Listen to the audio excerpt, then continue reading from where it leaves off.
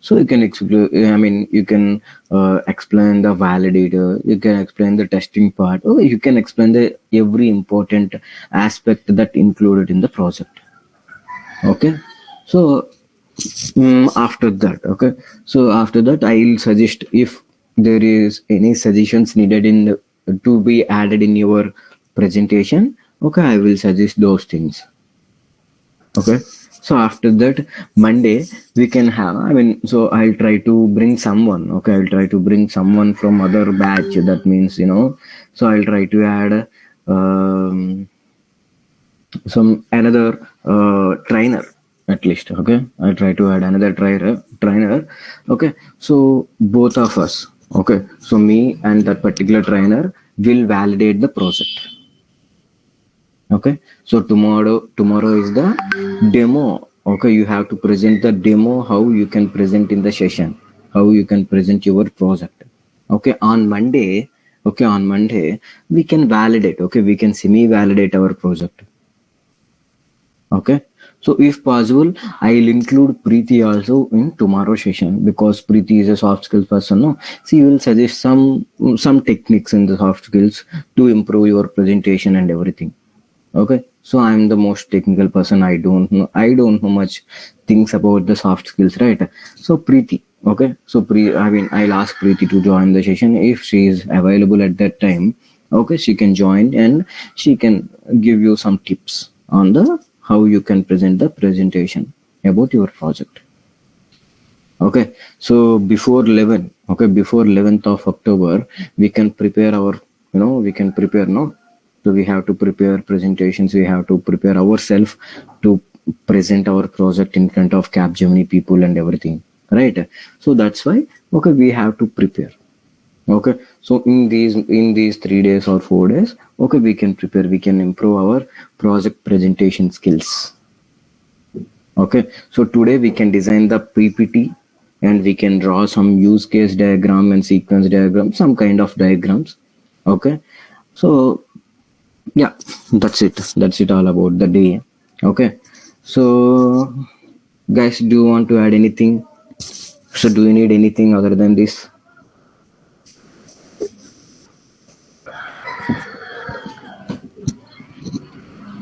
Come on.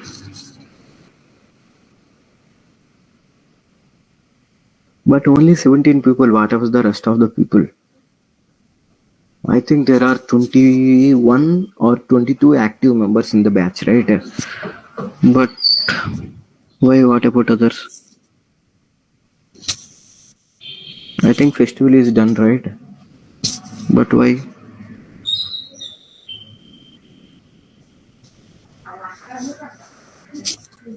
Okay, so we can understand you took the attendance. Okay.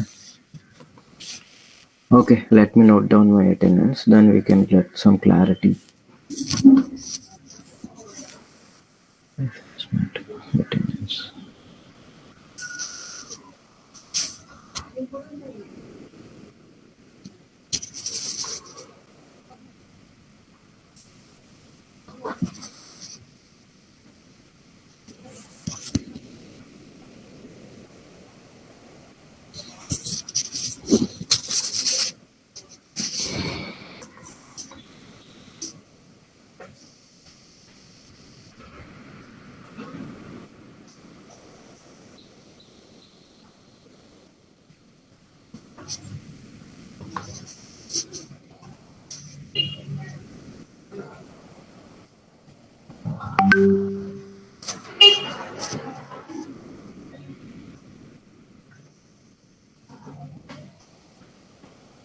Okay, 6th of October.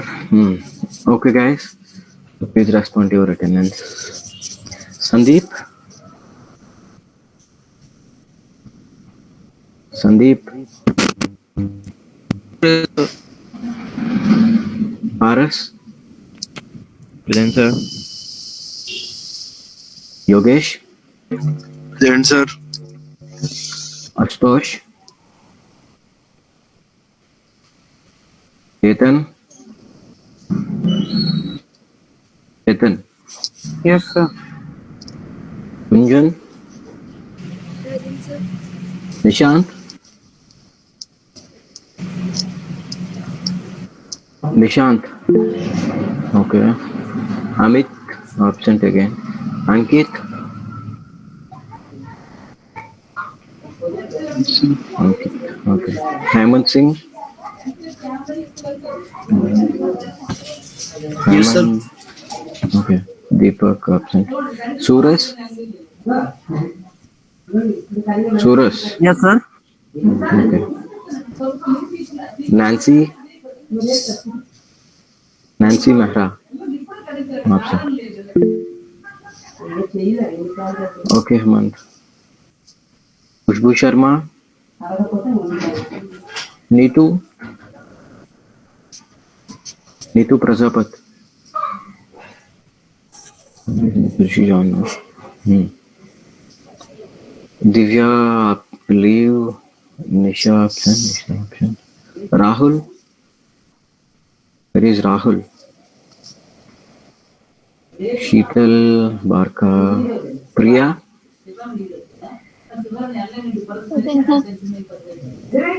Rupa?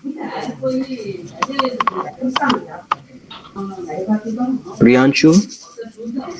Yes, sir. Present. Abhishek? Shikha Sharma on leave. Renu? Present, sir. Prashant? Present, sir. Okay.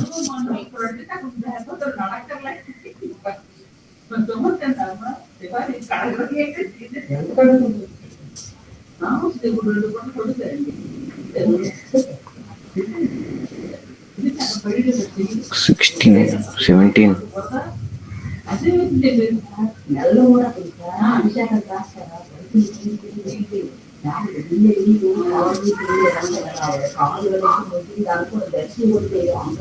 Okay. Up, 1, 2, 3.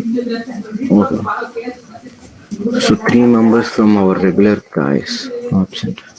Rupa, Priyanshu, Rupa, Abhishek, Rahul. And Nancy. Okay.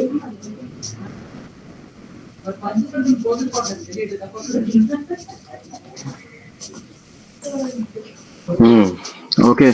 What's up, guys? What to do? Tell me something.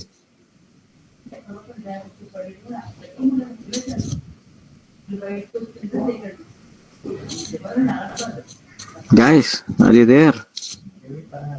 What's happening? Why are you so silent? Yes, sir. Yes, sir. Okay.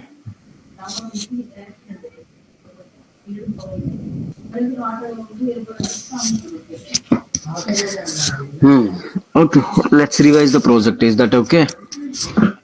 Okay, sir.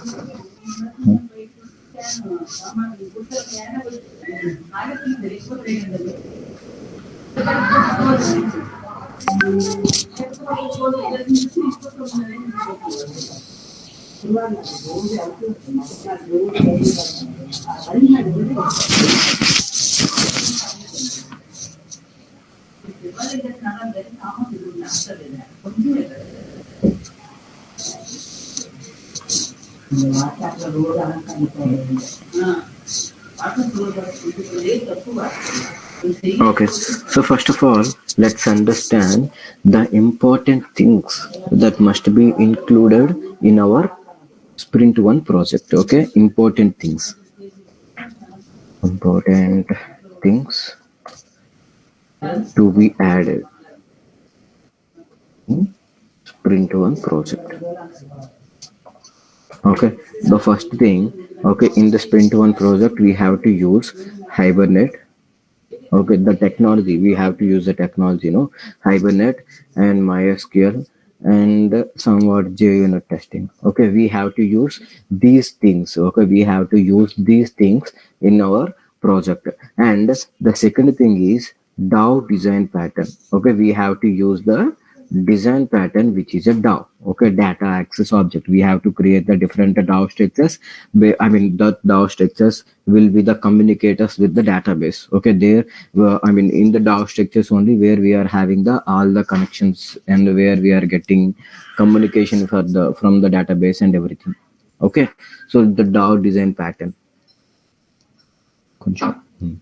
Okay, so the next one we have to use the Lombok. Okay, so Lombok is especially used to. Okay, so Lombok is used for getters and setters. Okay, so generally we have to create the getters and setters manually. Okay, we are creating the getters and setters manually, right? But okay, when you are using Lombok, you can create the getters and setters by automatically by two annotations. We have so many annotations in the Lombok. By using those annotations, okay, we can create the getters and setters automatically. Okay, so that is another one. And we cannot use system.out.println. Okay, you are not allowed to use system.out.println as your output statement. Okay, so because we have to use the logger. Okay, we have to use the logger instead of system.out.println. Okay, so here not allowed to use system.out.println. Okay, so and we have to use the global exception. Okay, in our project we have to use the global exception. If some error condition occurs, okay, if the login is failed due to the wrong password, then we have to raise one exception. Okay, so yeah, an exception should be the global exception. Okay, you are not allowed to create any other exceptions in your project. Okay, that means you are not allowed to create some arithmetic exception. Okay, so class not found exception. Okay, you are not allowed to do that because you have to use only one exception in the entire project, that is known as global exception. Okay, so after mentioning the global exception, the another important point is we have to use one relation mapping. Okay, that means we used many to one relation. Okay, many students can be allotted in one particular room, right? Many students can be allotted in one particular room. That means there we are implemented many to one relationship in our project. Okay, so after this one to many relationship or many to one relationships, okay, so we have to concentration on the validations. Okay, we are getting different kind of data. Okay, we are getting different kinds of data by using the command prompt or by using the any other source. Okay, but we have to validate the given data, right? Okay, before storing into the database. Okay, we have to validate the data provided by user or data provided by someone.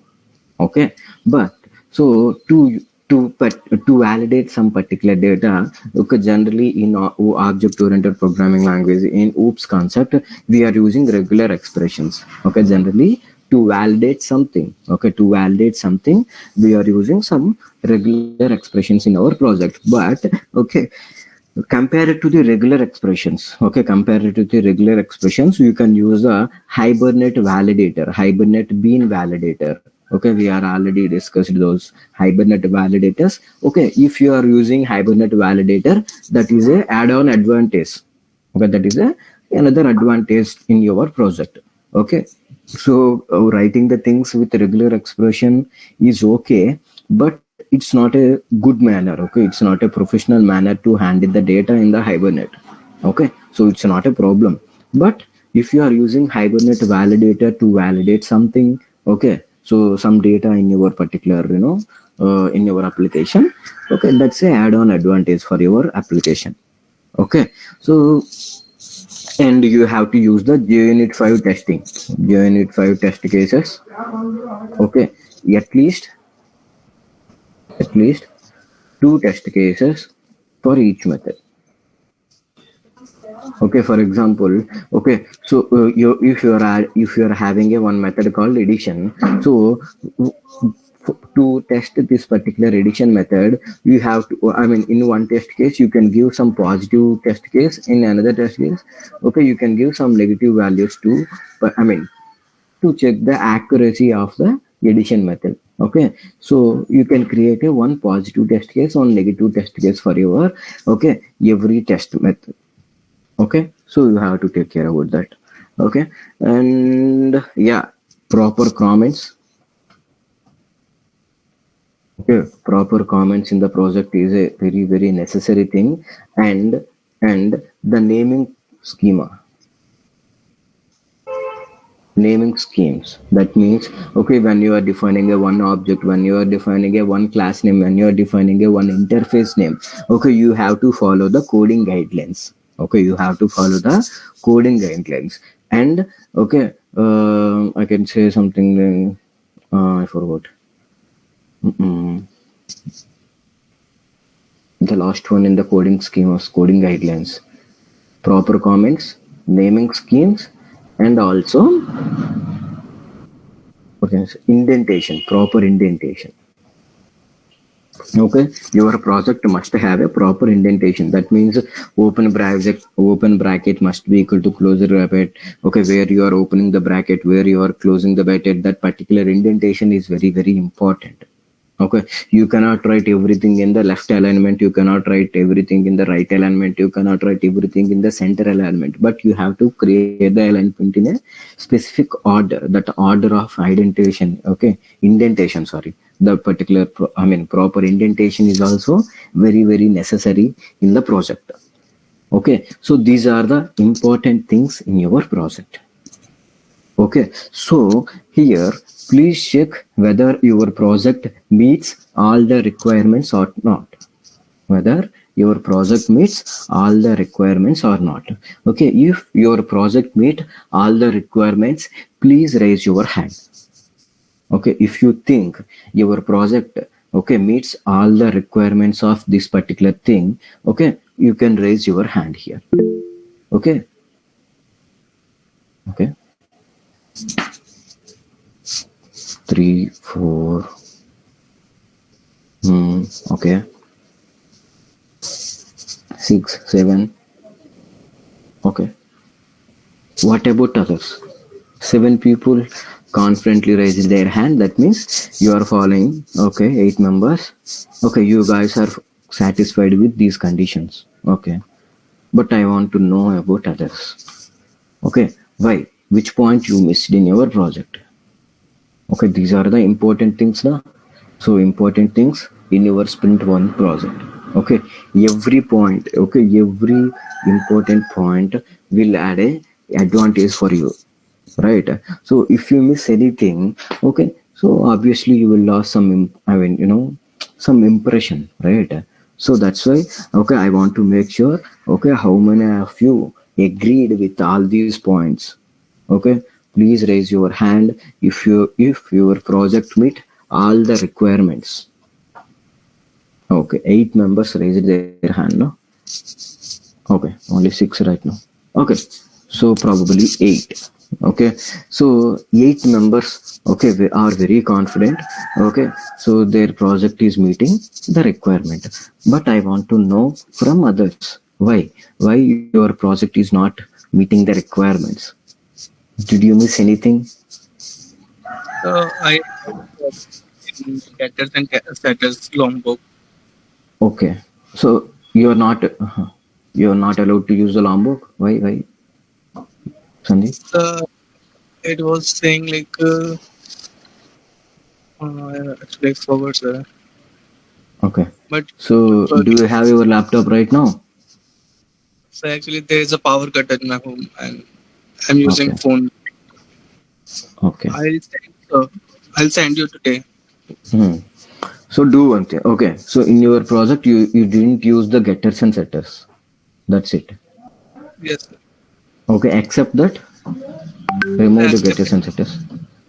Accept that. Okay. Accept that everything is fine, no, Sandeep? Yes, sir. Hmm. Everything.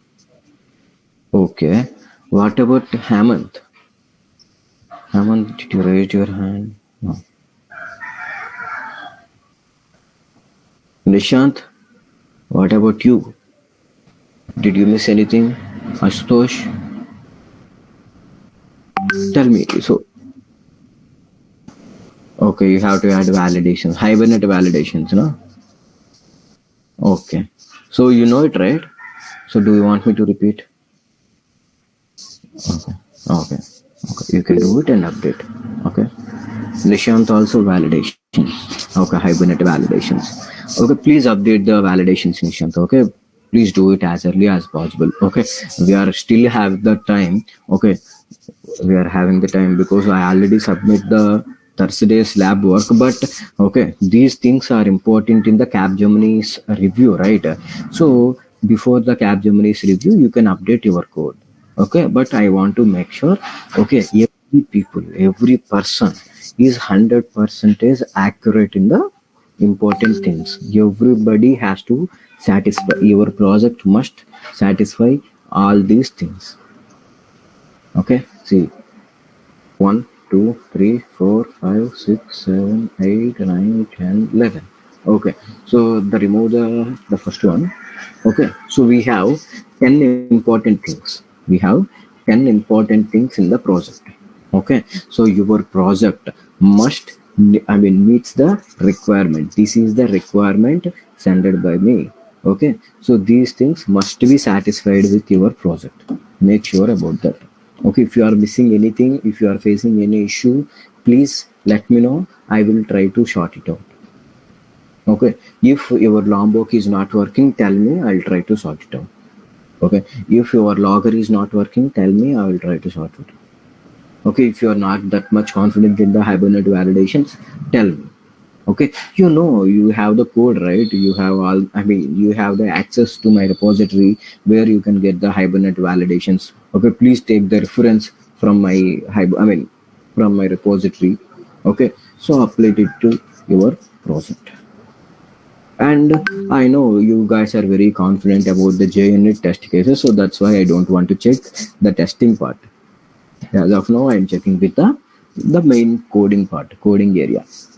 Okay, these are the important things your project, okay, must be satisfied, must be having. Okay, that's great. Only very few people are having, and I know most of the people are having issue with the Hibernate validator because we discussed the Hibernate validator in our last class only. Okay, you need time. I to understand that. Okay, I mean, we are having the time. Okay, please complete the Hibernate validator as early as possible. Okay, except Hibernate validators.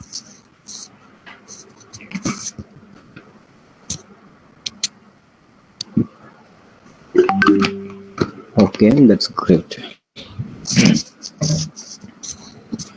Hmm. Okay, so these are the important things. Okay, so just start the project. Okay, just revise the project and everything.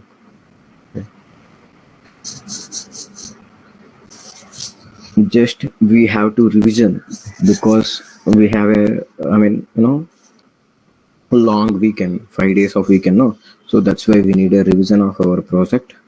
After revision, we can discuss how to prepare the PPT and how to prepare the documentation for our project and everything. Documentation is the not necessary because documentation is completely new in Anadip. Okay, so I want to introduce the documentation part from this particular batch. Okay, so no trainer, okay, no trainer is doing documentation for their students, but okay, I want to start the documentation concept from your batch. Okay, so I want to start the documentation part from your batch, right? So that's why, okay, okay, so I want to start the documentation part. After revision of this particular project, okay, we can start the documentation and the PPT as well. Okay, so I'll explain how to design the use case diagrams for your project. Okay, so how to do something else. Okay, so we can discuss all these things. Okay, chalo. And give me one moment. 2 minutes.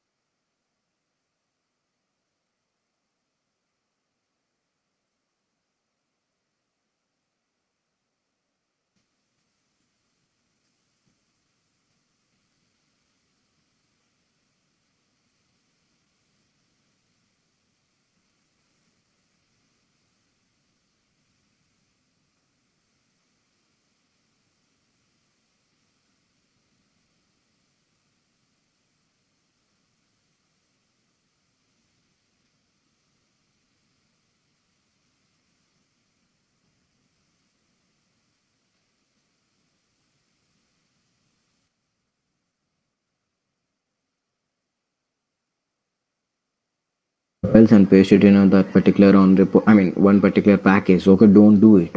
You have to create the folder structure. That means you have to create the different packages.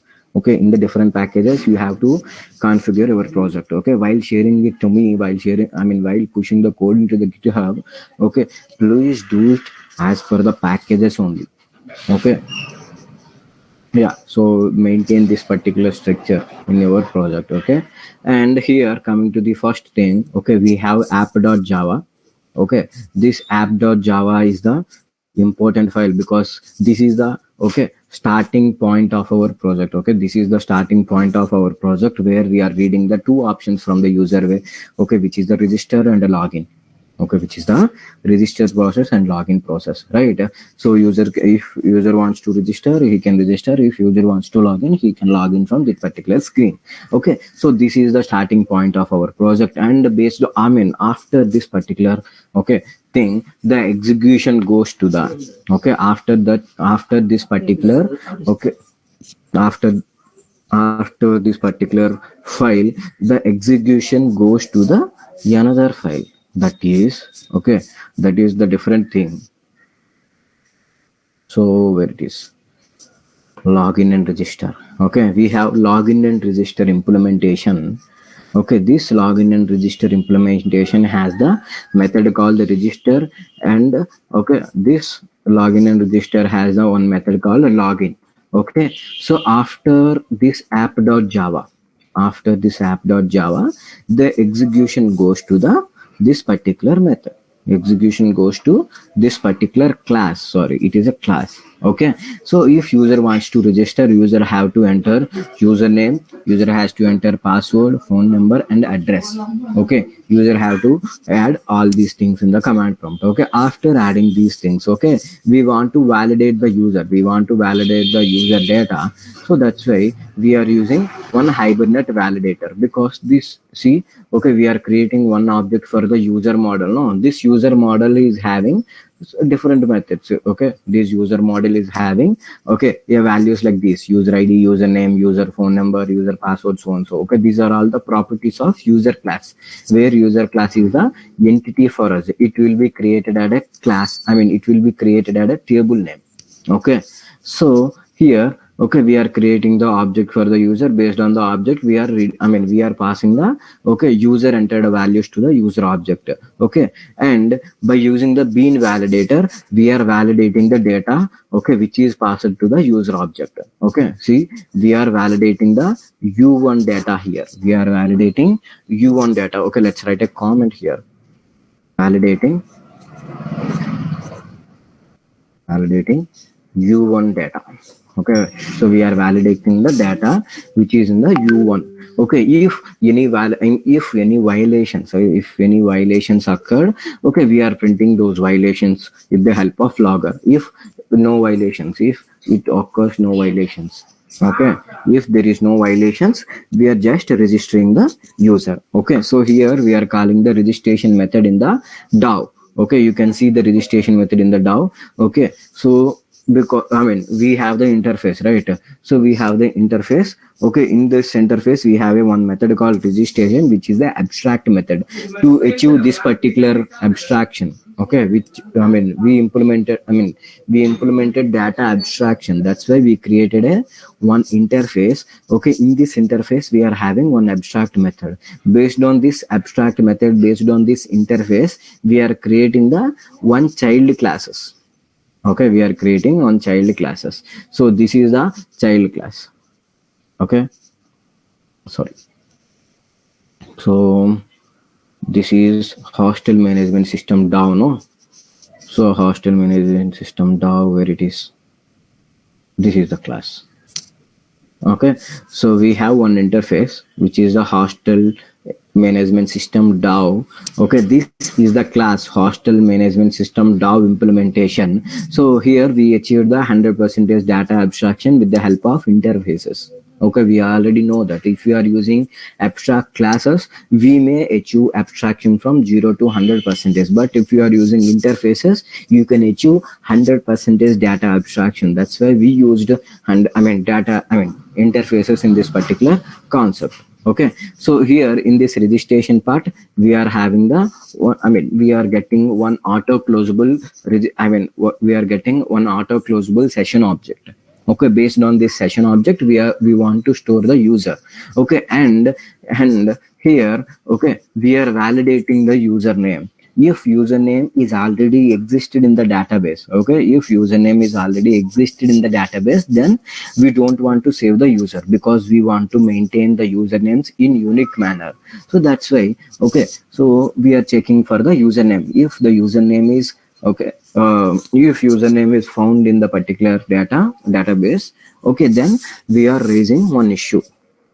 Is we are raising one exception, which is user already existed. If we didn't get any if the user data is not found, then we want to start the transaction and save the user and commit the transaction. This is the registration method. And coming to the login method, in the login, okay, so in the login, we are reading the username and password. Okay, so based on the username and password, okay, based on the username and password, okay, we are validating the user. If if the username found in the database, then we have to fetch the password from the data. Okay, if username is found in the database, see, if username is found in the database, then we are fetching the data. We are fetching the password. Okay, the entered password must be equal to the password which is stored in the database. If both are equal, then we can return the new object. Then we can return the new object which is fetched from the data. If the password is not matched, okay, so we want to raise one exception, that is a wrong username or password exception.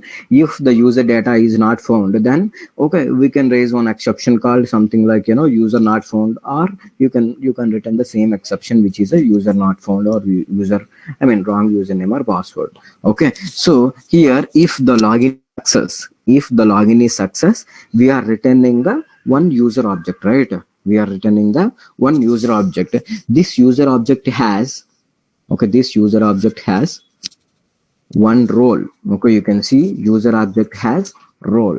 Okay, this role can be the two types. Okay, either role of the user must be student, or the role of the user must be the admin. Okay, we have only two types of users in our project, right? So based on the user role, we are calling the different dashboard.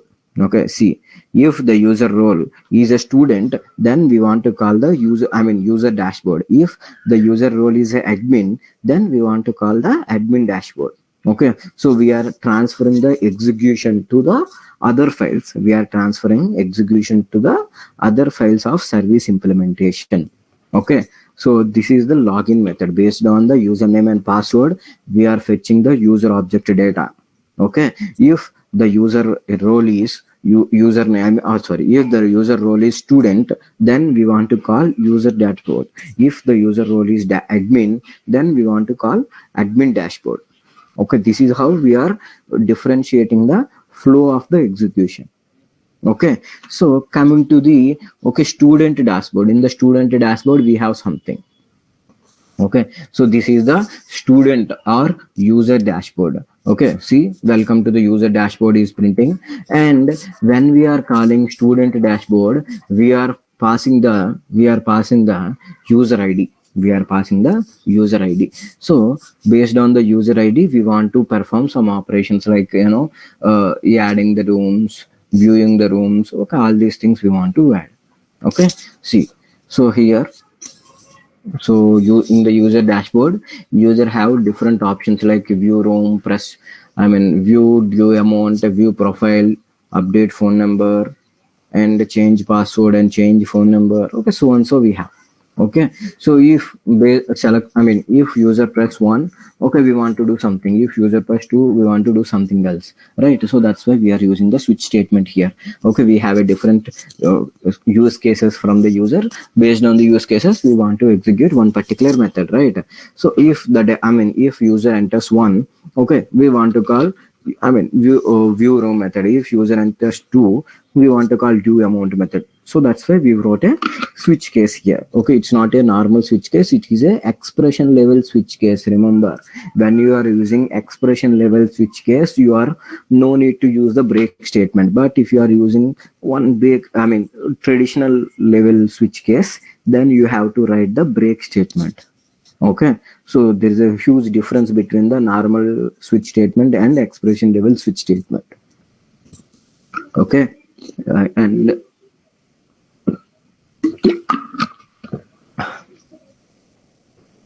coming to the methods, in the view room method, we are fetching the room details. Okay, we are fetching the room details based on the user ID. So that's why we are passing user ID to the view room method. So if you want to see this particular view room method, here also we implemented abstraction, right? So if user wants to see this particular implementation, he can only view the abstract method. He cannot see the original implementation because we have data abstraction, right?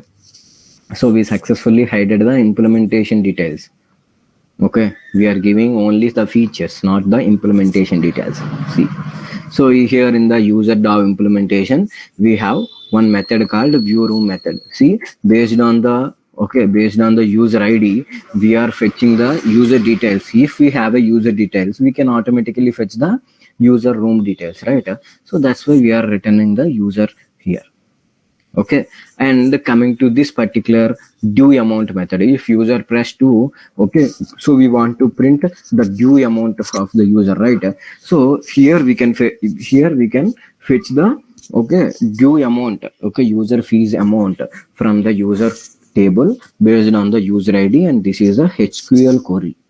Okay, we are not implementing any SQL query, we are writing HQL queries in the Hibernate, okay, which is the standards of JPA standard implementation, Java persistence API specification, right? And coming to the view profile, we are fetching the view profile, profile from the obviously from user ID, and we are changing the phone number based on the user ID and phone number. Okay, and we are changing the password. Okay, when the user wants to change the password, user have to enter 2 different password. One is the current password and one is the new password. One is current password and one is new password. If the current password is equal to the password which is already stored in the database, then only we want to update the new password. If the password is not matched, okay, so we want to raise some exception. So we are raising some exceptions here. Okay, global exception, to update password you have to enter the current password. Okay, so we are raising some exceptions here. Okay, so this is the user dashboard that we implemented. Coming to the admin dashboard implementation. Okay, so here we have the admin dashboard implementation. Admin dashboard has so many methods. Let's see what are the different methods that admin can have. Okay, these are the admin dashboard methods. Admin can create the rooms, admin can view the rooms, view the users, allow the rooms, delete the users. Okay, so and so. Okay, add due amount, paid due amount, user profile, everything. Okay, so we implemented all these features in the implementation.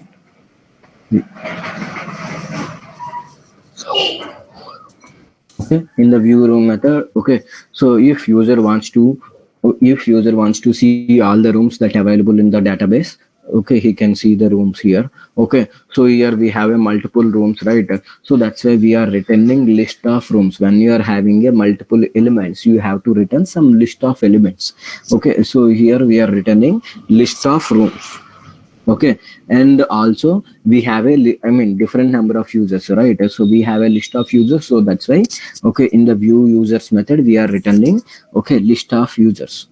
And the third method is creating the new room details. Okay, when we are creating the new room, user has to enter R1 object. Okay, user has to create R1 object. So here R1 room.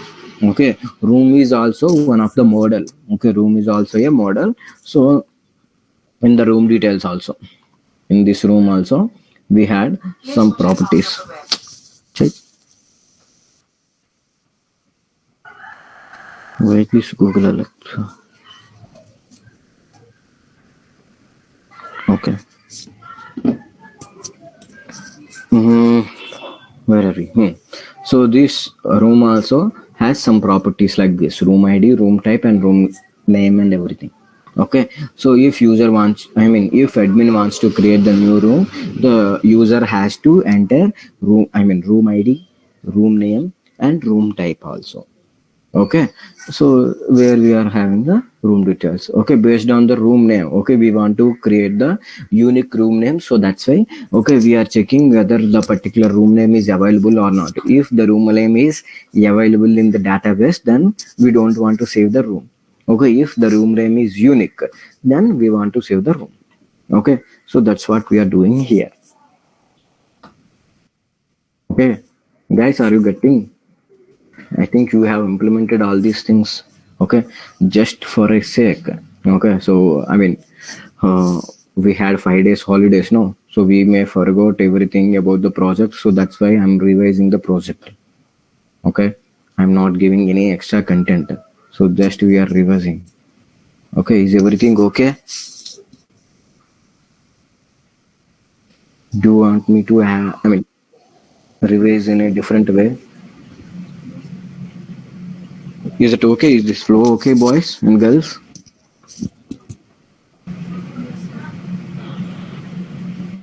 I'm explaining everything in a single talk. Is that okay? Do we need any breaks in explanation? Okay. Tell me, first of all, are you getting my points? Are you aware of your project? Right?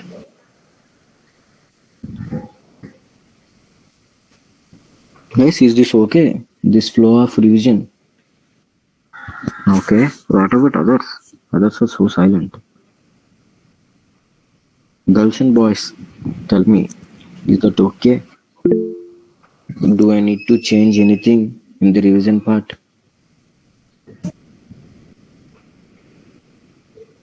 Are what is the silence?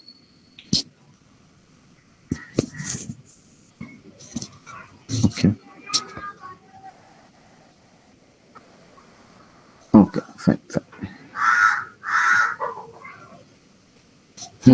Because so this session is going like a monologue session. I am the only one who is talking continuously, right? So I want to understand whether you are getting my points or not. Okay.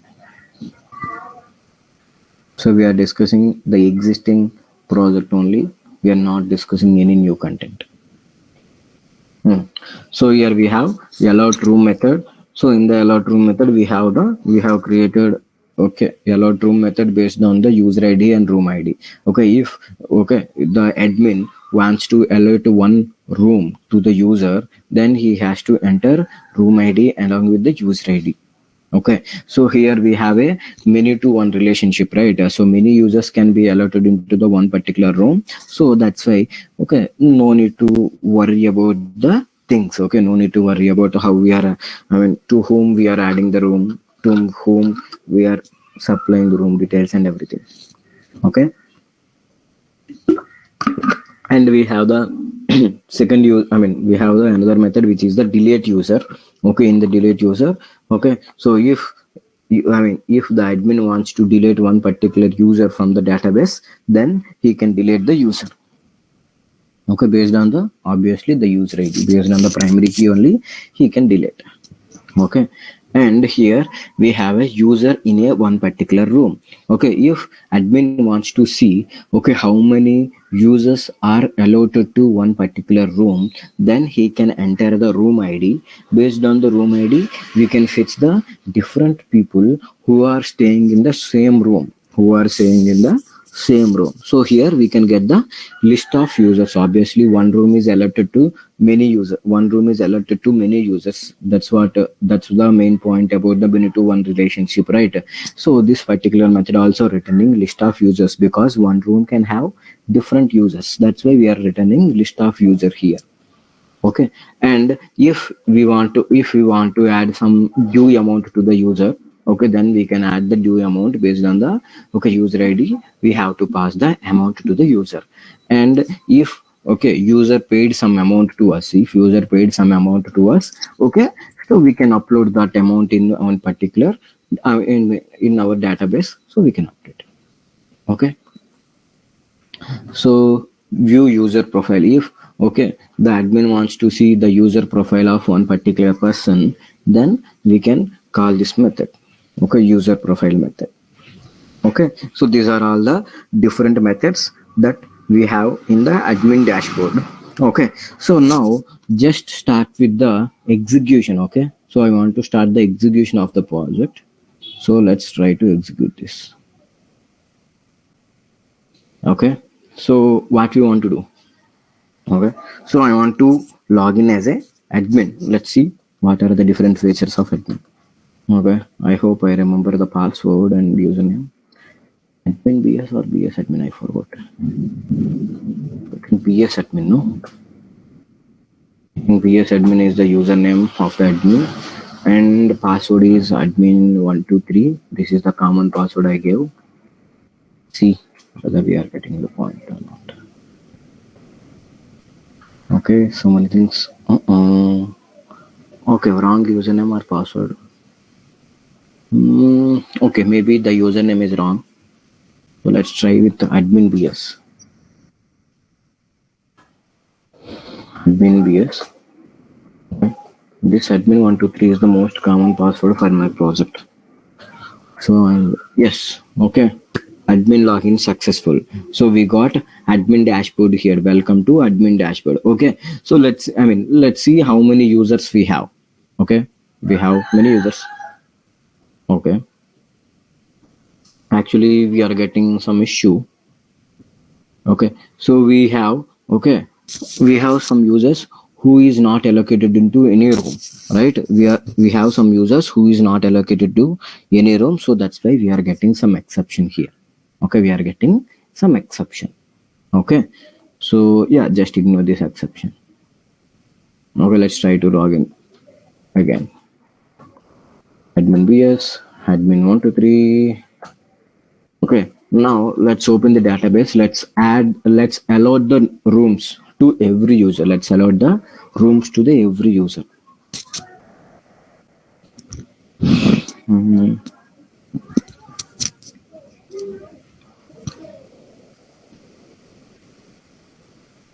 So database, come on.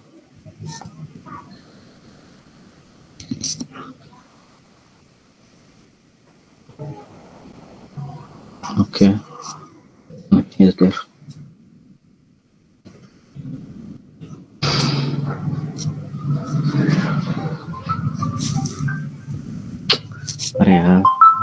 Class long. Just give me one moment.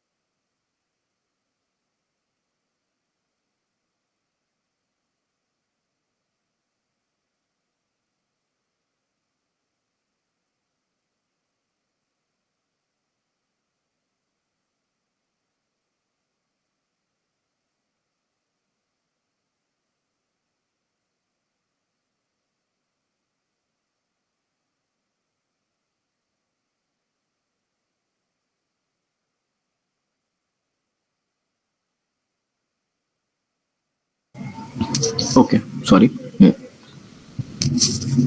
So here we have show databases.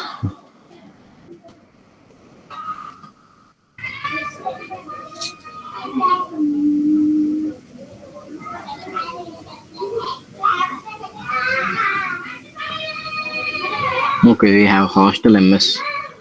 I hope this is our table. Use hostel ms. Okay, then I want to see the different tables that are available. Sorry, show tables.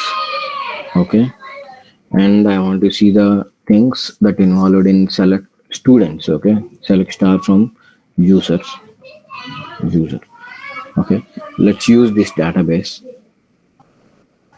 Okay, let's see the tables that we have.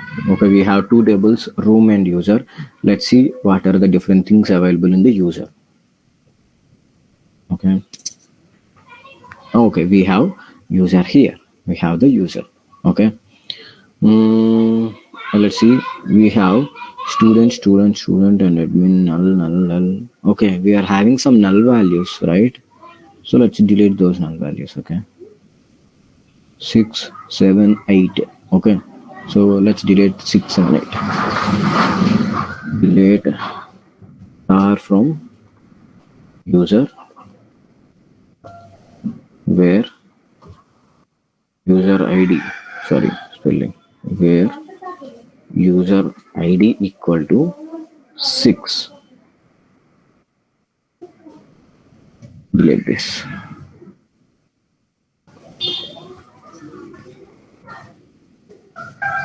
Okay, let's delete 7th person also. Let's delete 8th person also. Okay, okay, we have the different users. Okay, here we have, okay, 9, 10 and 11 also.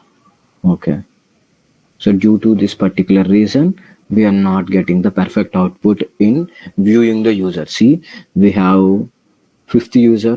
Okay, he is admin, so no need to worry about him. And we have Salur, we have Padmoti, Sandeep and Tony. Okay, so we have 3 more, users. So let's allocate new room to them. Okay, let's allocate new rooms to them. Select star from table, room. Okay, so we have 4 rooms.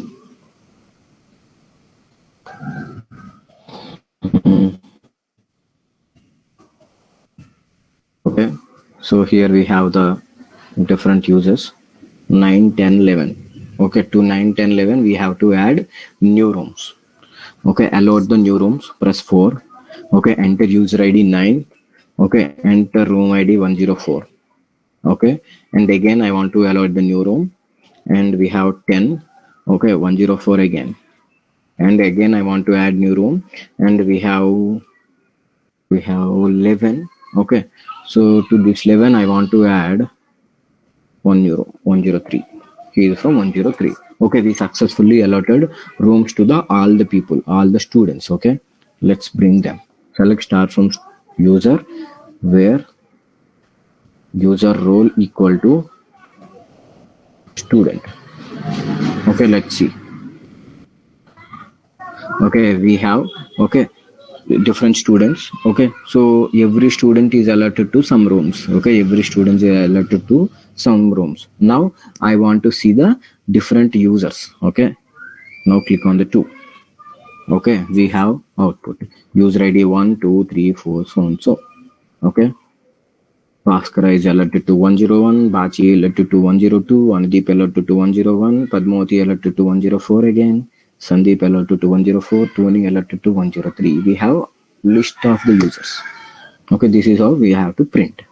Okay, now I want to delete one particular user from the database. Okay, I want to delete one particular user from the database. Okay, so that's why I'm giving 9 here. Okay, here we have to enter some user id. Okay, I want to delete the 9th person because she is a girl, so I don't want to mention here. Okay, so I want to delete the 9th person, so user id is 9. Okay, deleted. Now let's see the list of users we have. Okay, now we have the list of users where we are not having Padmavati. Okay, so we got the output. Okay, so I want to add some fees to the Tony. Okay, so that's why I'm adding 7. Okay, I want to add fees to the, okay, some user. Okay, okay, 5,000 and user ID is something around 11. Okay, amount added to the 11. Okay, let's see. Okay, let's see the, I mean, 11th person. Okay, so I want to view profile of the 11th person. I want to view profile of the 11th person. Here we can view. Okay, so 6, I want to view the profile. Okay, of the 11th person. Okay, here we have user ID is 11, name Tony, user phone number, user password, user address, user role student, user fees 5,000 rupees. Okay, is the balance fees is 5,000 rupees, and he is allotted to the one room called 103 and Garudadri. The name of the room is Garudadri and room type is non-AC. Okay, now, okay, so let's assume user paid some amount to me. Let's assume user paid some amount to me. So here we have to add, we have to add the remaining balance. Okay, for example, 11th person paid 3,000 to me. Okay, 11th person paid 3,000 to me. So I have to update the database, right? So here, okay, we can go to the 8th method. Okay, here you can press 8. Okay, enter amount pay. So he paid 3,000 rupees to me and his ID is 11. Okay, so amount added successfully. Now, okay, let's view the profile of the user. Okay, 6, 11. Now view the remaining amount or the remaining balance of the user is 2,000. Okay, so actually he had the account balance is 5,000 before. Okay, because he added into some room, so he has to pay some fees, right? So he has to pay 5,000, but he paid only 3,000 to us, and the remaining balance he has to pay is 2,000 rupees that is stored in the database. Okay, this is how we need to store every transaction. This is how we need to store every transaction in the database. Okay, this is the hostel management system. Okay, now I want to log in as a user. I want to see the credential. I want to see the different options that available for 11th user. Okay, I want to see the different options available for the 11th user. Okay, now let's recompile this. Okay, 2. Okay, I want to log in as Tony. His password is Tony123. Okay, we log in as a user, so that's why user dashboard is open. Okay, see how we are routing the things. Okay, based on the user role internally, we are segregating the roots of a project. Okay, so that's a lovely point. Now, okay, I want to view the room of user. Okay, I want to view the room details of mine. So here you can enter 1. So here, okay, hello Tony, your room number is 103 and room name is Garudadri and it is a non-AC room. Okay, now, okay, this Tony wants to see his due amount. Okay, he can enter 2. Okay, the remaining amount is 2,000. Okay, now generally, okay, so he want to change his phone number or something. He want to change his phone number. Okay, 4. Okay, so the new phone number he has to enter some new phone number. This is his new phone number. Okay, so this is how we need to segregate. Okay, if he wants to update the phone number but not in a correct format. Okay, so he's updating the phone number not in a correct phone number. Not in a correct format. This is not a valid phone number, right? So if he entered this, we have to, okay, actually we need to something like, we need to validate the data, but it is not validating the data. So we have to go back to the user dashboard. Here in the user, we have to validate something. User phone number must be this, no?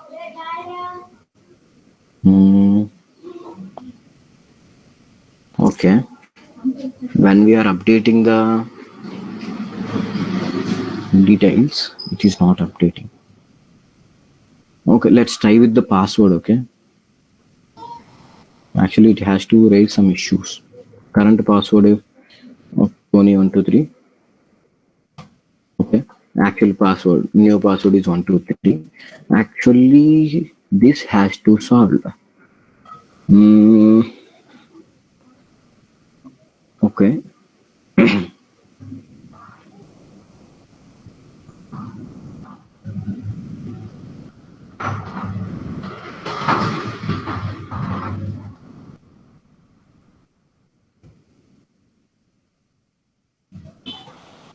The user dashboard has to raise some issues, no? Password is okay.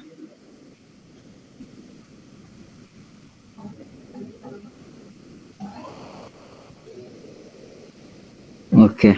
So actually here we have to check the validations also. Okay. So the thing is we need to add validations in our where we have validations. In the user dashboard we have some validations. No. In the login register we had some validations. Okay.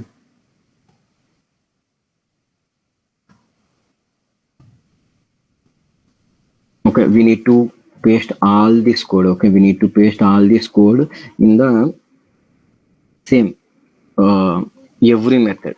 Okay, we need to paste all this validation code in the every method. Otherwise, okay, if you are tired of using these things, okay, we are already having some validations. No, so just ignore the validations here in the user dashboard.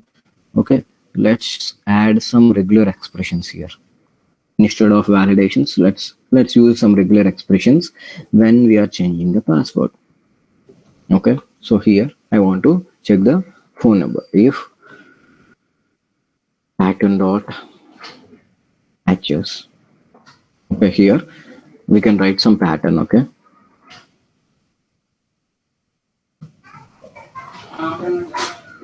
zero to 9 and up to 10 characters. Okay, then only I want to do the task.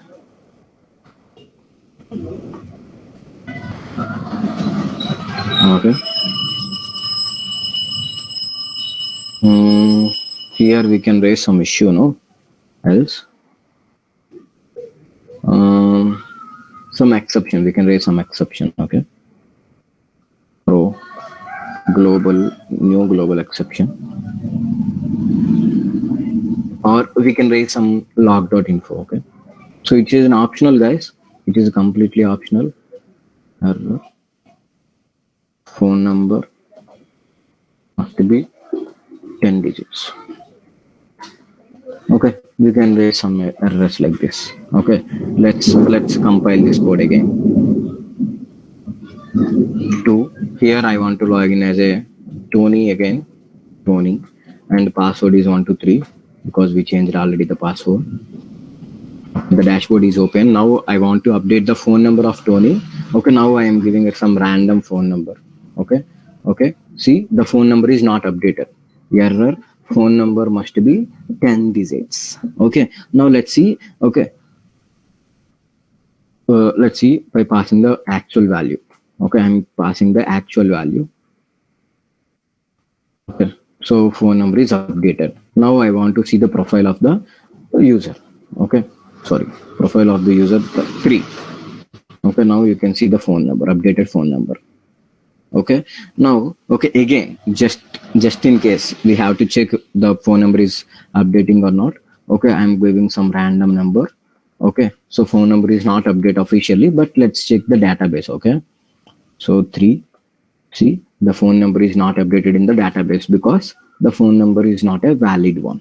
Okay, you have to add some internal validations. If you need, you can add some internal validations like this. Okay, so when the user updating his phone number, when user updating his password, okay, we have to check it. Okay, do it if you can do it. Okay, so this is a completely optional, but we have to solve all the issues, no? So that's why, okay, we are doing all this stuff. See, so sir, why we use this when we use a validation part? So we have to use the validation part in the registration purpose. See, only in the registration. Yeah, if you want to add, you can add. But okay, these 4 lines of code we have to add for every method. No, I'm tired of using 4 lines because it increases our lines of code. That's why I'm using some regular expression instead of validations. Okay, sir. If we want to use the validation, so we have must use these lines of code in every method. Yeah, every method.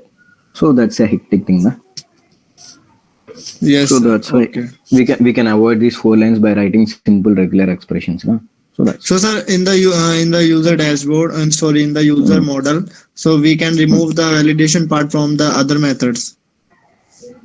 No, in the user model we are not mentioning any model, na? Any method, na? Like in the password or phone number, we don't need validation here because No, we we need validation because phone number and password is have to read at the time of login, at the time of registration. Na?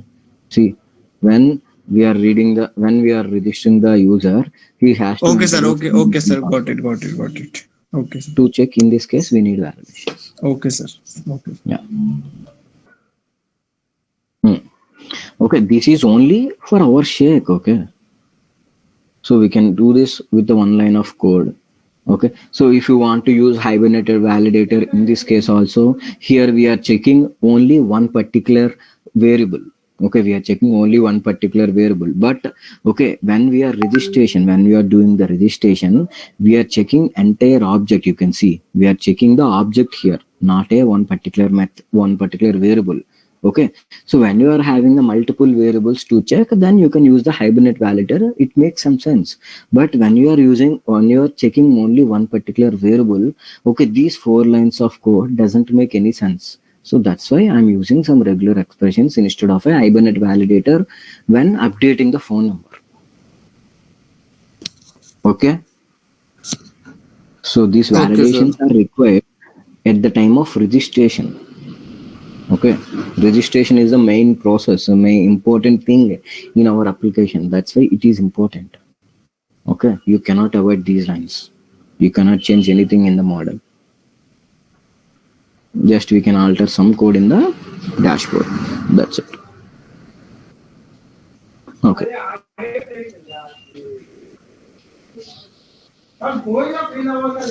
Okay, guys, give me one moment. Actually, okay, either one or two. Okay, this we can take.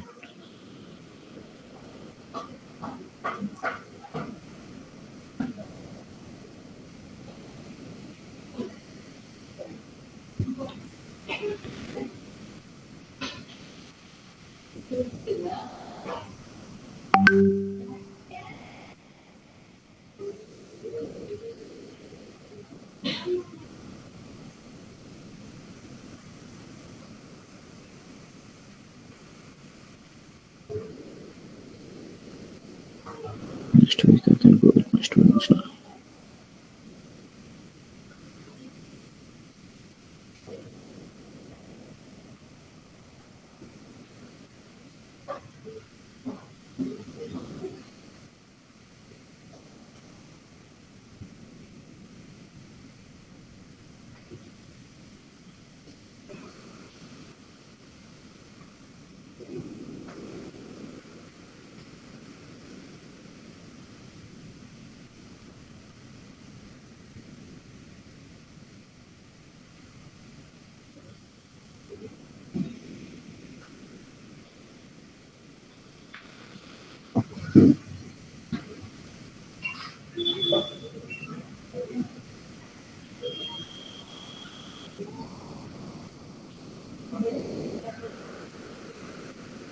Okay, sorry. So actually, we are planning for, CG meet, na. So you have to meet the CG people, na. So that's why the talks is going on. Okay, so actually, I got a message right now. So at least 1 to 2 people or 3 people mostly. Okay, hardly 3 people we need for the CG. Okay, only 3 people from your batch. Okay, 3 people from your batch can present your project with the CG. So you guys can decide. Okay, after our demo sessions, no, after our demo presentations are based on your performance. Okay, so me and Preeti, Okay, we'll decide, okay, who is going with the CG team. Okay, so I'm not the only one who is going, I mean, who is deciding who is who. Okay, me and I and Preeti will discuss the things. Okay, so in mutual understanding, okay, at least 2 to 3 people. Okay, so I'll bring two to three people to the Capgemini meet. Okay, so give your best. Okay, it's a great opportunity. Give your best. Okay, the best performers of the demo explanation will take you to the CG. Okay, you can represent CG. Okay. So we're doing, okay, some validations for the phone number, and we can perform the validations here also. Okay, if pattern matches, pattern dot matches. Okay, something like what is a regular expression for the password? I forgot. Password must be 5 characters, more than 5, and 20 characters max. Okay. A to Z, happy A to Z, and 0 to 9, and @ symbol and hash symbol. Okay. So minimum 5 and maximum 20. Okay, this is a password. If it is satisfied, then only we want to perform this operation.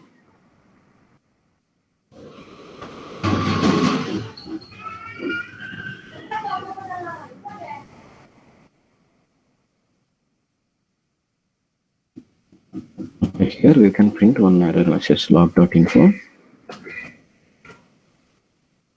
error,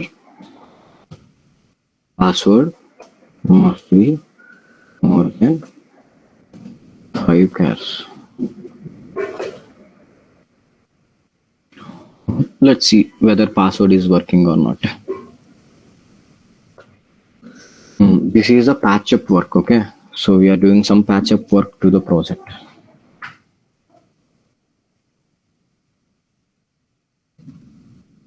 I want to change the password of the Tony, and the current password is 123, and I'm giving some 111. Okay, so which will raise an error for sure.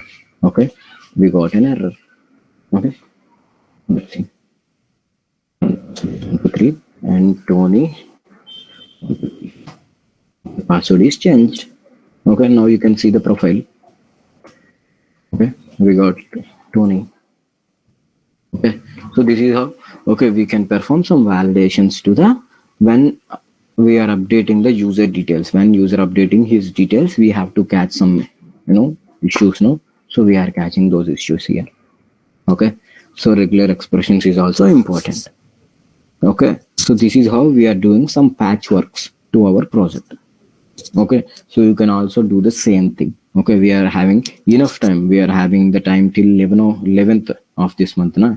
So please complete the project completely. Okay, so your project must satisfy all these important things. Okay, remember all these things. Okay, better to take a screenshot. If you miss anything, okay, if you are facing any issues, okay, please let me know.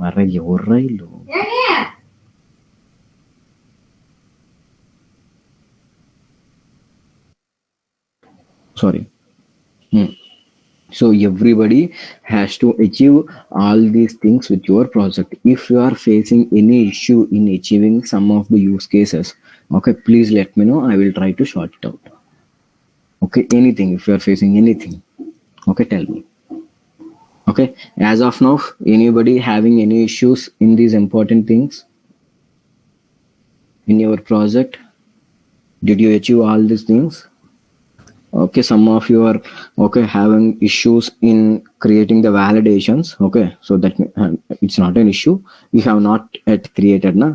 So please create the validations. Okay, please check the validations with the Hibernate validator and everything.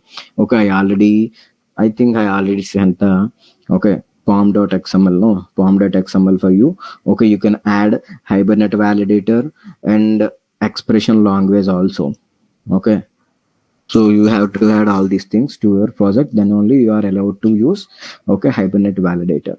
Okay, don't use regular expressions at the time of registration. Okay, you have to use the Hibernate validations at the time of registration. Remember, and please prepare at least two test cases, one with a positive, one with a negative for every method. And we need obviously we need a proper comments and naming scheme. That means naming of the methods, naming of the variables, and all these things are the important. So please take care about the naming schemes and indentation. Obviously, indentation is very important. Okay, so please try to create a one neat indentation for your project. Okay, these are the requirements for our project. You have to achieve all the requirements. Okay, you have to achieve all the important things with your project. Okay, is there any doubt, ma? Anybody having any doubt here?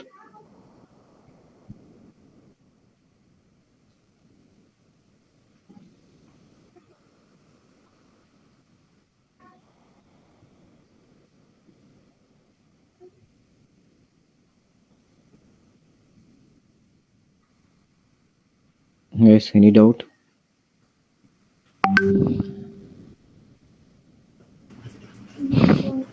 Hmm?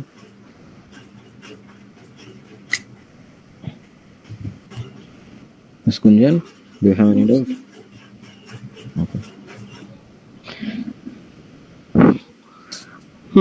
Okay, so let's create the presentation for our project. Okay, I mean PPTs is very important, huh? So let's create some PPTs. Okay, so is that okay? Shall we create PPTs?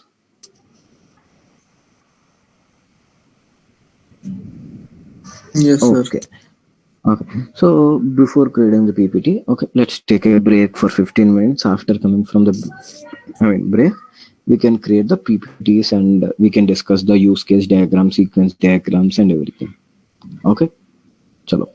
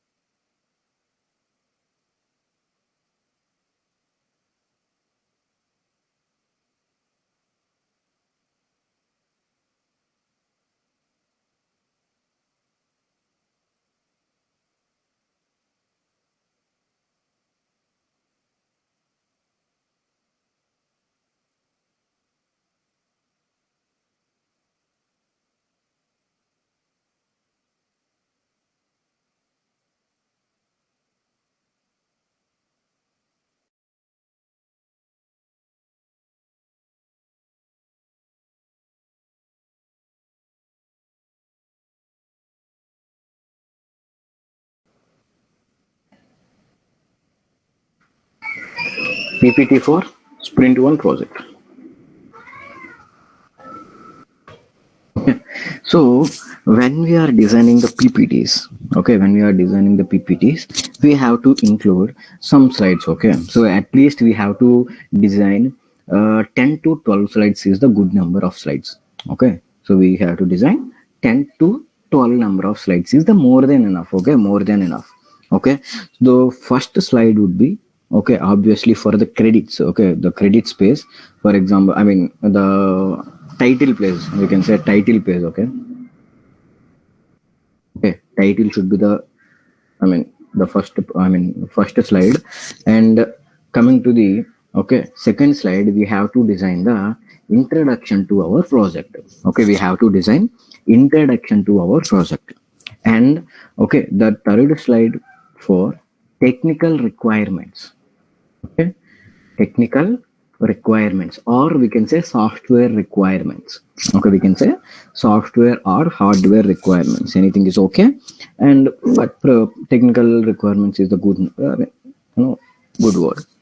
And here, okay, we can design something like proposed approach. Okay, proposed approach.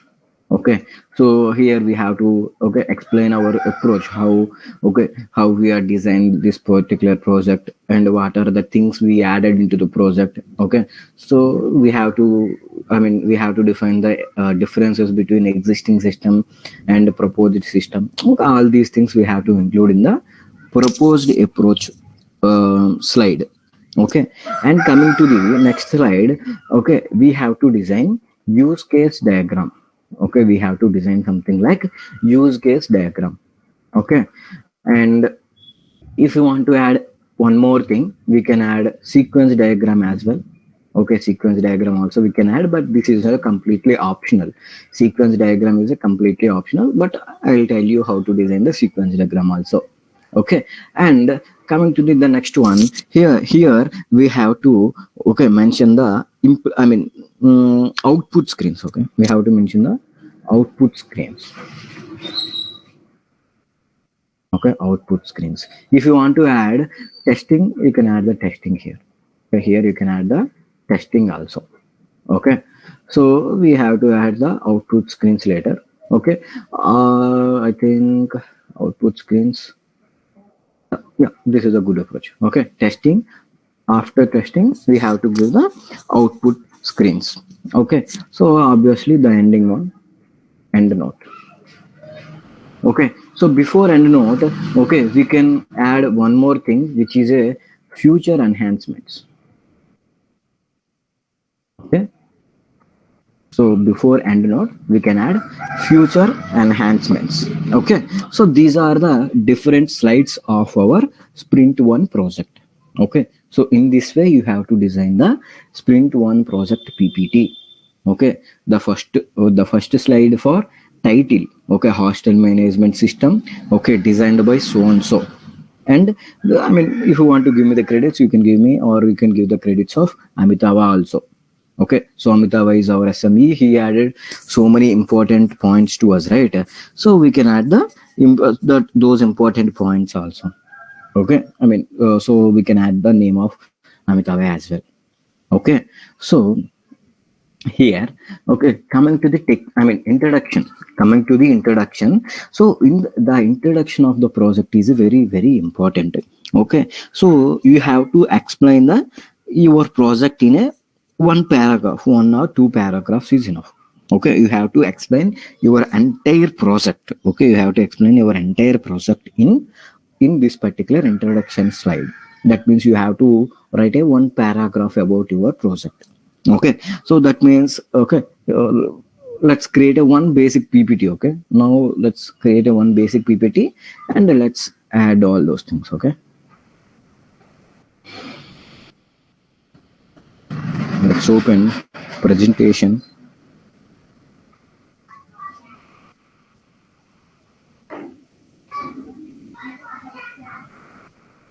So okay, so here we can take any presentations. Okay, so more themes. Okay, click on the more themes. You can select any theme that you want. Okay.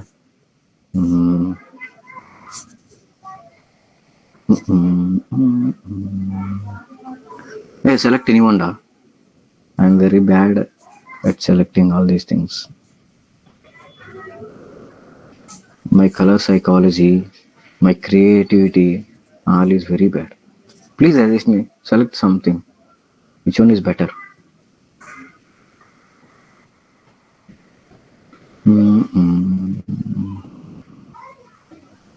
Otherwise, I have two favorites. Okay, I have two favorites. One is light mode presentation. One is Wisp.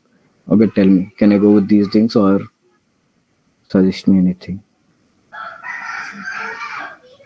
I think this one is good. No, color switch. Guys, help me. Help me, da. Yes, sir, it is okay. Okay.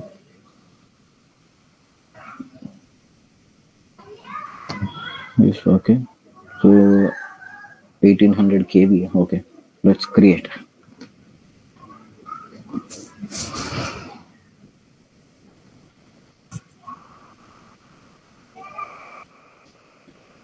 Come on, come on.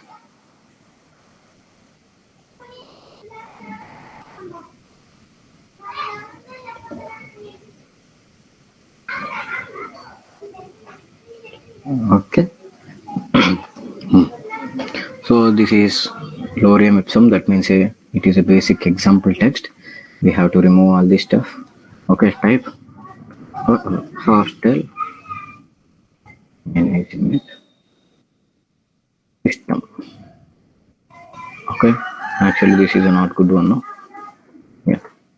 So hostel management system. Okay, so you can increase the style if you need. Hold on. Okay. So here you can give your name. Okay.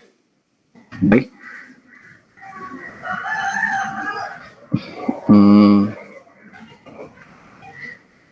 Bhaskar Sai. Obviously, I'm the creator of the project, so I can give my name. Okay. Okay. Like if you want to add one more thing like a credits, okay. These credits is optional. It is up to you.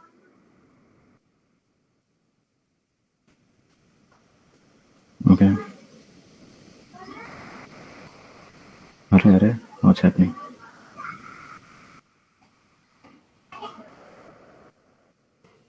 The guidance of okay. Amitav. Okay. Oh, I know. I don't know those film.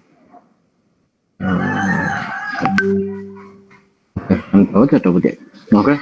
So he helped me a lot. So that's why I wrote his name. Okay. And here, okay, we don't want all these things. Okay, let's remove all these things. Or delete this particular slide. Okay, delete slide. Okay, we can add the new slide from here. We can add the new slide. Okay, so here, okay, the first slide is for the contents. What are the different contents of our project? Okay, I mean it is basically it is a index. Okay, index of the project. Okay, so here we can mention the index by with the help of something like this. What is the first one? Introduction. No, introduction. Okay, technical requirement. Technical requirements. Proposed approach. Guys, please make sure about the spellings. Okay, I'm very bad at spellings. Use case diagram. And I want to add something like okay, so I want to add output screens or testing. We can add testing or here. Okay, so after use case diagram we can add one more thing as a implementation. We can give the some screenshots of the coding. Okay, you can give some important screenshots of your coding. Okay, so then we can write the test case, then we can write the output screens. Okay, so again we can mention the future enhancements. Okay, yeah, these are the good one. No, so future enhancements. Okay, so I want to increase some fonts. Okay, font says like 23. Is that okay? Yeah, okay. Okay, this is the font size. If you want to change the color to some dark color. Okay, dark black or something. And let's add. No, this is not a good one. This is a good one. Okay, so introduction, technical requirements, proposed approach, use case diagram, implementation, testing, output screens, future enhancements. Okay, these are the good one. No, so yes, we can implement all these. Okay, so here in this PPT we have all these things. Okay, this is the index. Okay, we can call this slide as a index of the presentation. Now, okay, let's go with the technical, introduction. Okay, the first thing is introduction. Introduction to the project. So here we have to write one paragraph. Okay, in this particular introduction we have to write some paragraph. Okay, so hostel management is a software, so and so, so which is maintained to something. Okay, we can design a one paragraph. Okay, so obviously I am very bad at the English. Okay, so please suggest me some alternatives. Okay, I will write some paragraph. Okay, so we'll write one paragraph. If anything is needed to change, okay, please help me. Okay, so yes, obviously our project name, hostel management system, is a software or a application software. Okay, developed for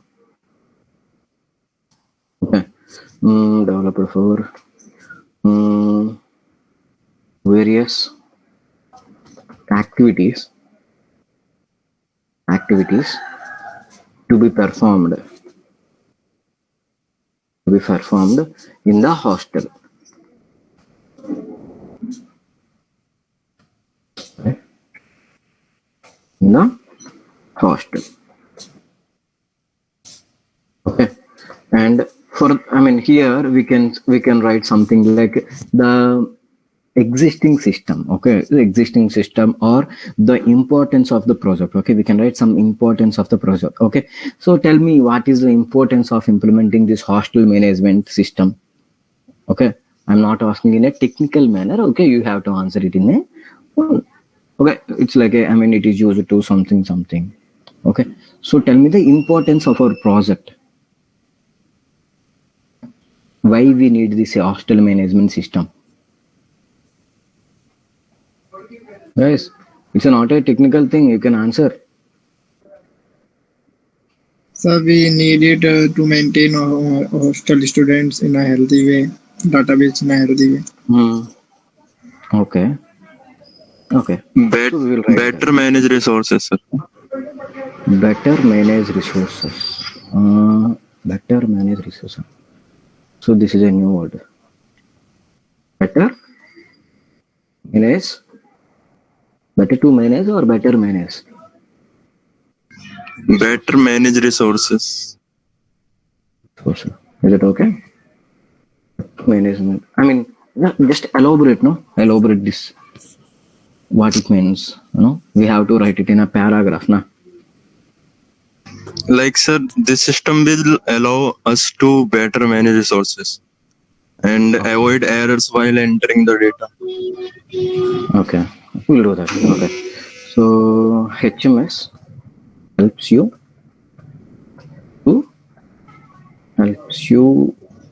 to Allows us to better manage resources.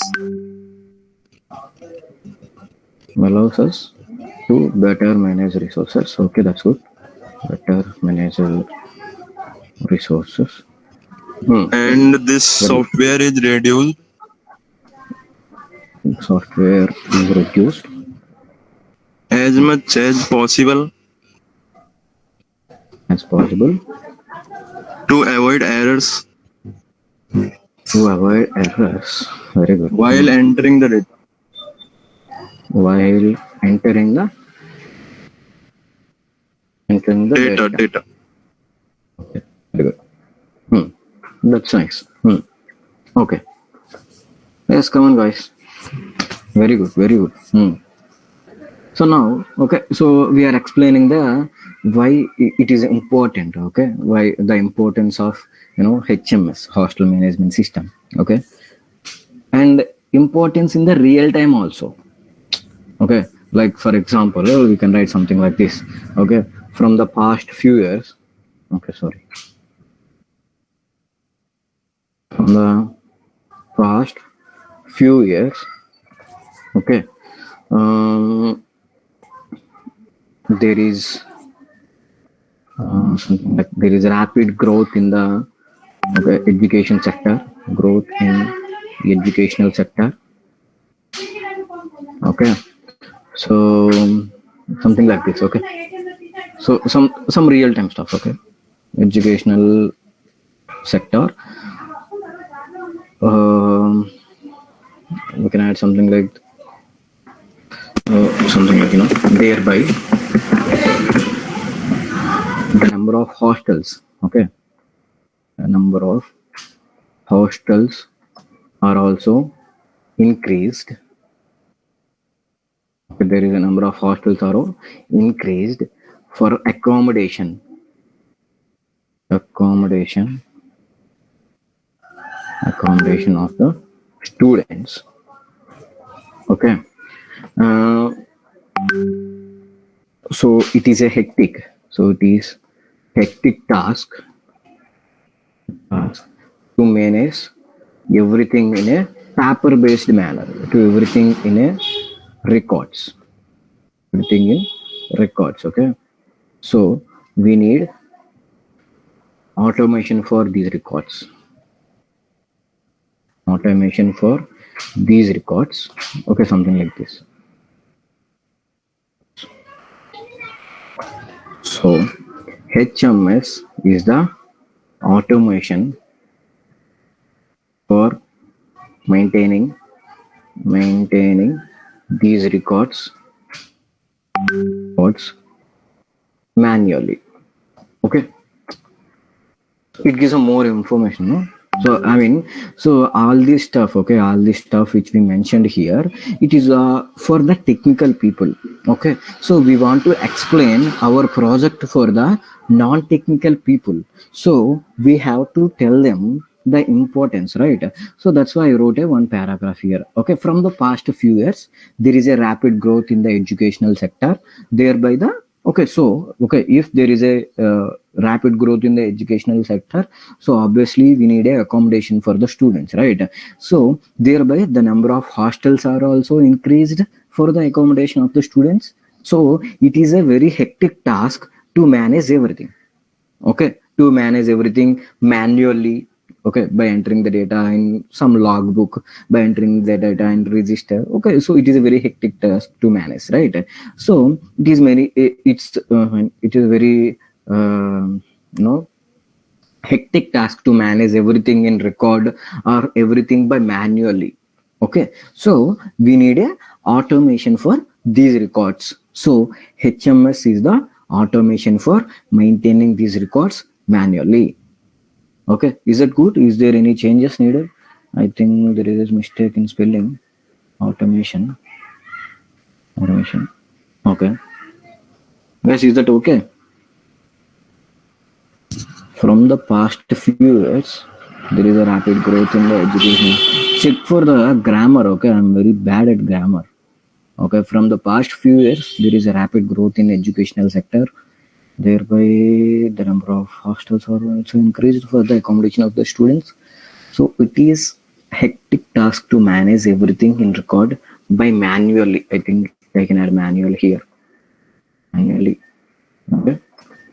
So we need a automation for these records. Okay. So HMS is the automation for maintaining these records manually. Okay. Is it good? Is there anything to change? So here, okay, so I will create this paragraph as the first paragraph. Okay, because it is the introduction, no? It is the introduction, so that's why I maintain this. Okay, so we have two paragraphs. Okay, one paragraph is completely a non-technical thing, and one paragraph is a so it is a completely technical thing, isn't it? Okay.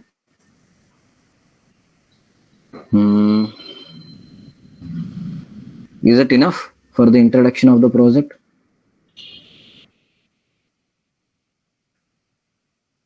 Boys and girls, please suggest me something. Is that okay? Please read it out.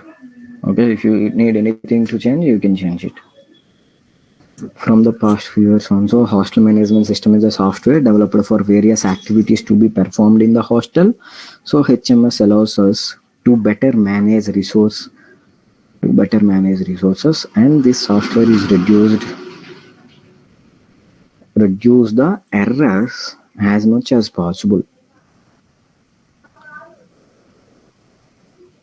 Yogesh, I think we need to change some vocabulary, here. This software is reduced as much as possible. I think I'm missing something here in this particular line.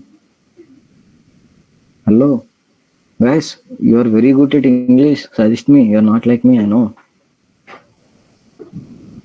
Rupa, Suras, Paras, Ketan, come on, Ankit. They tell me that and the software is used as much as possible to avoid errors.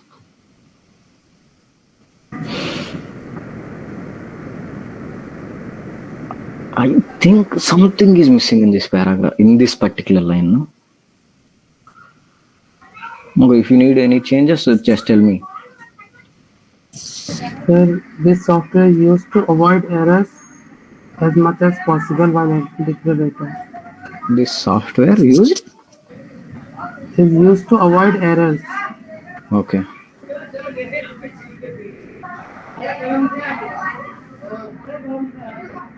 I think I will paste this now. Yes, sir.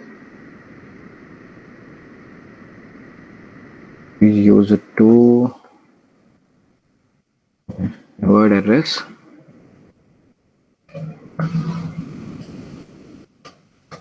Use it to avoid errors while entering the data as much as possible. No. I think this phrase, okay?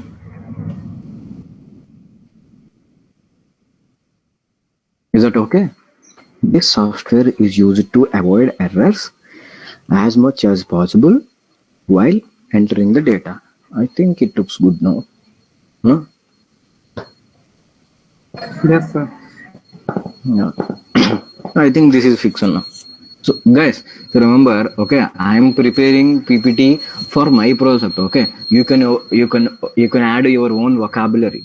Okay, you can add your own vocabulary to your PPT. Okay, this is not the final one. Okay, so I'm giving you just for the example. Okay, so like this you have to design a paragraph. Like this you have to design the introduction.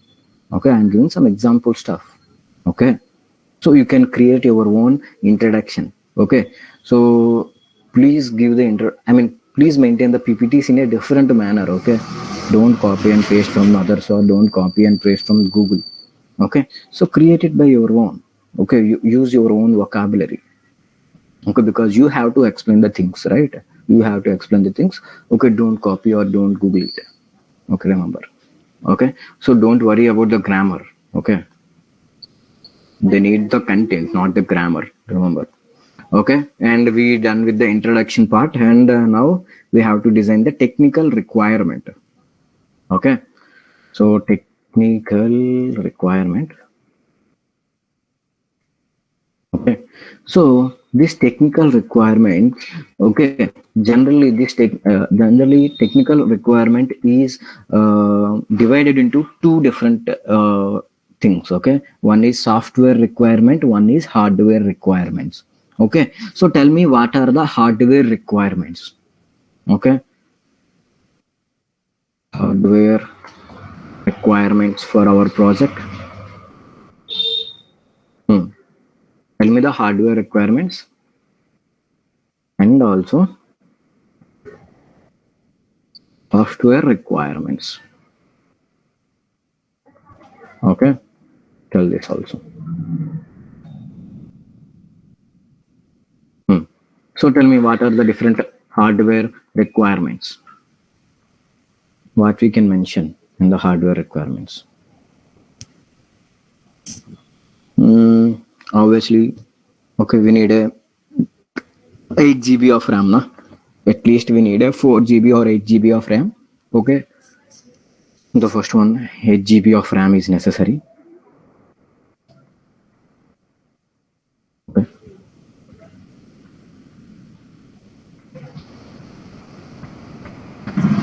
Four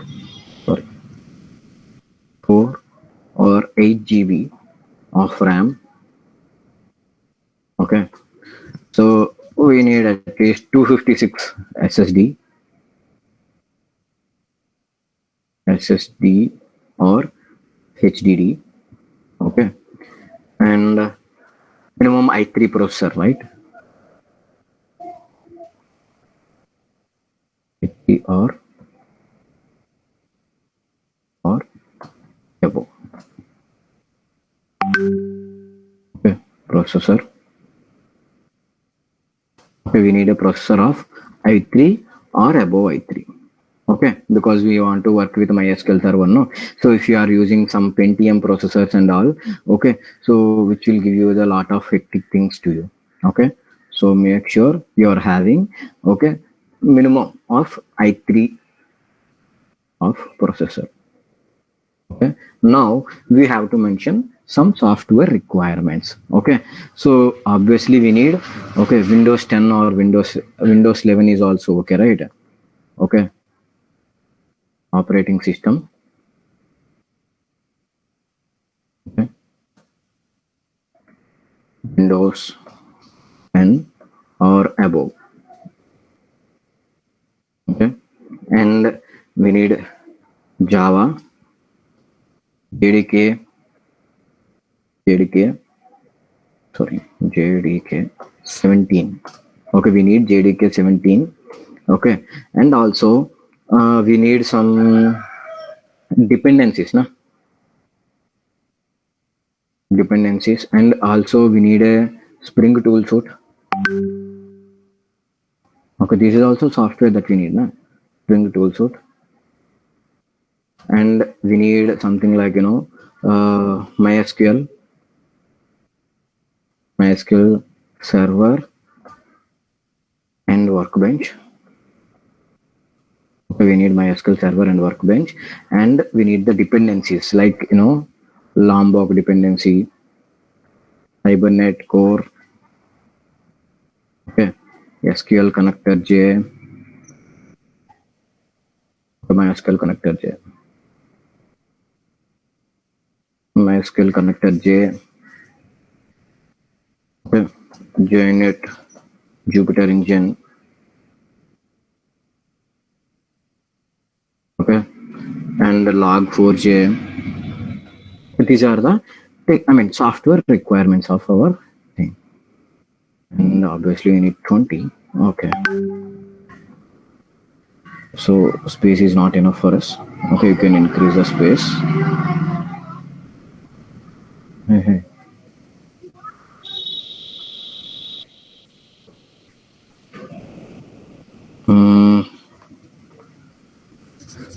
Okay, let's remove this. Operating system is a basic thing. No need to mention this. Okay.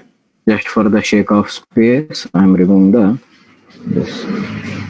Okay, so this will be the hardware requirements for us. Sorry, take hardware and software requirements for our project. Okay, see, hardware requirements 4 GB or 8 GB of RAM, 256 SSD or hard disk, or processor i3 or above. And software requirements, we need a JDK and Spring tool suite and MySQL server and Workbench, and we need some dependencies. Okay, just add some styles to this. Okay, I just write in a raw manner. Okay, just add your styles to this. Okay, and the next thing that we need to write is proposed approach. Okay, we need to write proposed approach, right? So let's design the proposed approach.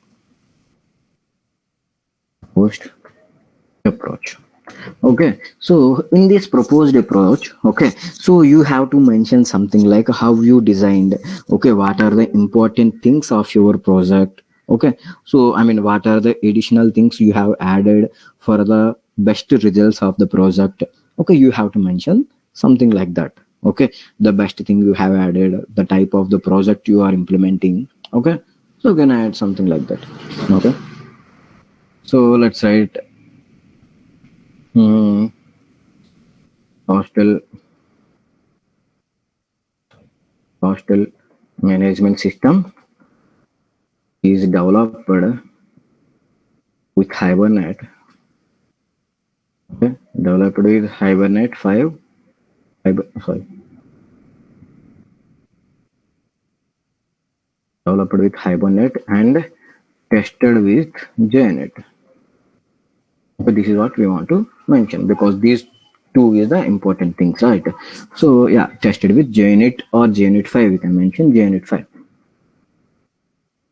Okay, so here, okay, we used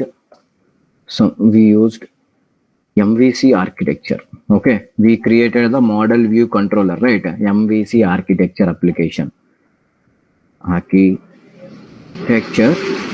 to design our application or application. Okay, uh, and we can mention something else. Okay, tell me, what is the proposed approach that we followed? I think the spelling of Hibernate is wrong. Okay, guys, please add something in the proposed approach now. The additional things that you have added to your project for the better results. Okay. We have two users. Tell me. Add this. We have two users. Okay. The first one is end user, and second one is admin. Okay, end user and admin. Okay. So is that okay to add here?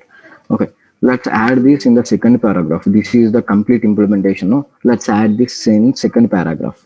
Okay, I'm removing that. Someone unmuted. Tell me, it's okay.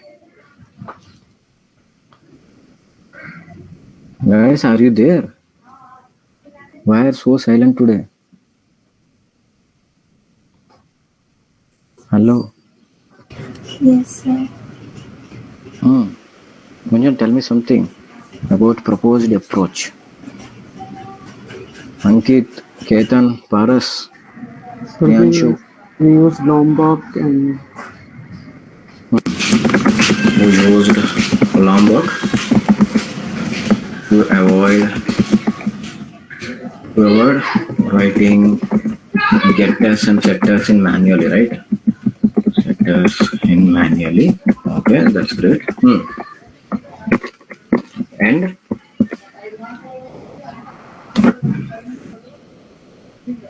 validation. We use loggers for our system.out.1.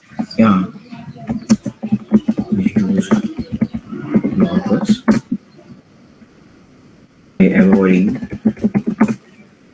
method to print data in the console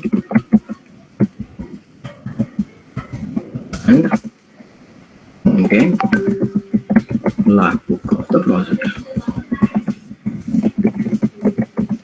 Logbook for the project. Okay, is that okay? So we can Very also good. add global exceptions. Okay. Used global exception to maintain all the exceptions in the project.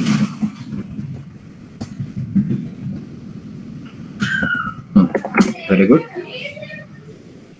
So we use interfaces for data abstractions or hiding. We something like it. We can mention that we successfully achieved data abstraction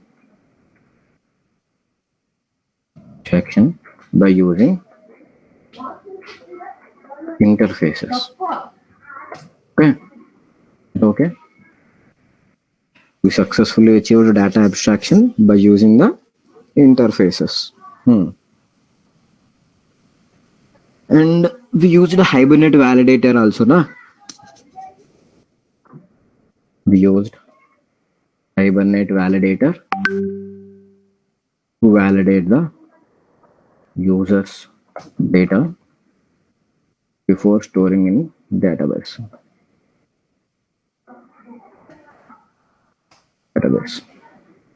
Okay. Hibernate validator instead of some regular expressions to validate users data before storing in the database. Before storing in database. Is that okay? Hello. Yes, sir. Yes, sir. So we use positive, negative test cases. So we need to write that also. Yeah, we can write that at the last because that's a testing. Na? Okay, sir. We can write it, but in the last sentence. Or we can add that particular phrase in the testing part. Okay, we have the testing part, na? So we have the testing part. We can check with it. We implemented. So can we add that Hibernate CFG file that we also added? No, actually, the Hibernate CFG file, we didn't use Hibernate CFG file. Na? That's a project standard. That's not a feature that we implemented specifically. Okay, that's a standard. ORM object version mapping. ORM. We cannot mention it as a ORM because we already mentioned the Hibernate. No? Hibernate is a ORM tool, so we cannot mention the ORM thing. But you remind me about the mapping. We used one mapping, na? So we can mention the mapping thing also. We used many to one relation mapping between the user and room details. That means user and room means okay. Many users or many students can be alerted to one room. Okay, that is a many to one relationship that we implemented in the project. Okay, we can mention this. Such as spelling of a relation, I think REL. Okay. Is there anything else, guys?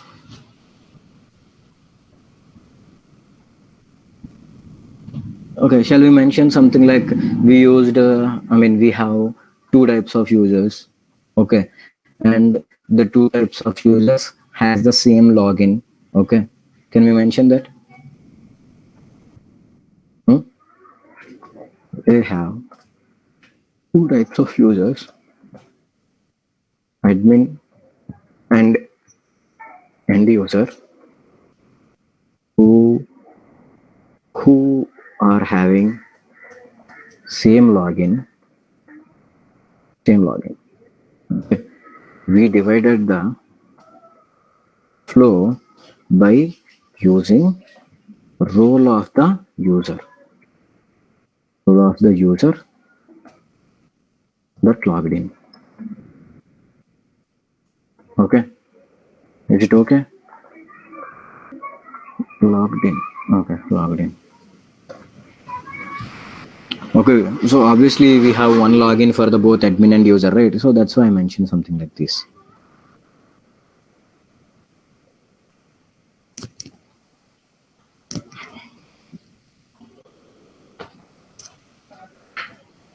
Okay, I think this is enough now. We covered everything in the project now. We mentioned everything.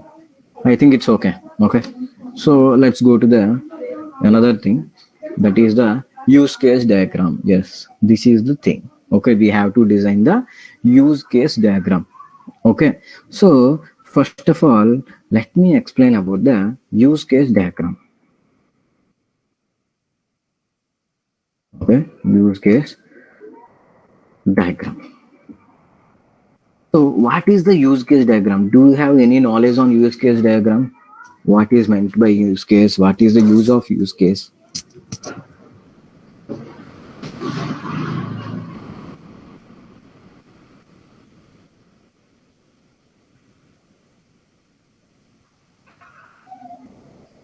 Yes.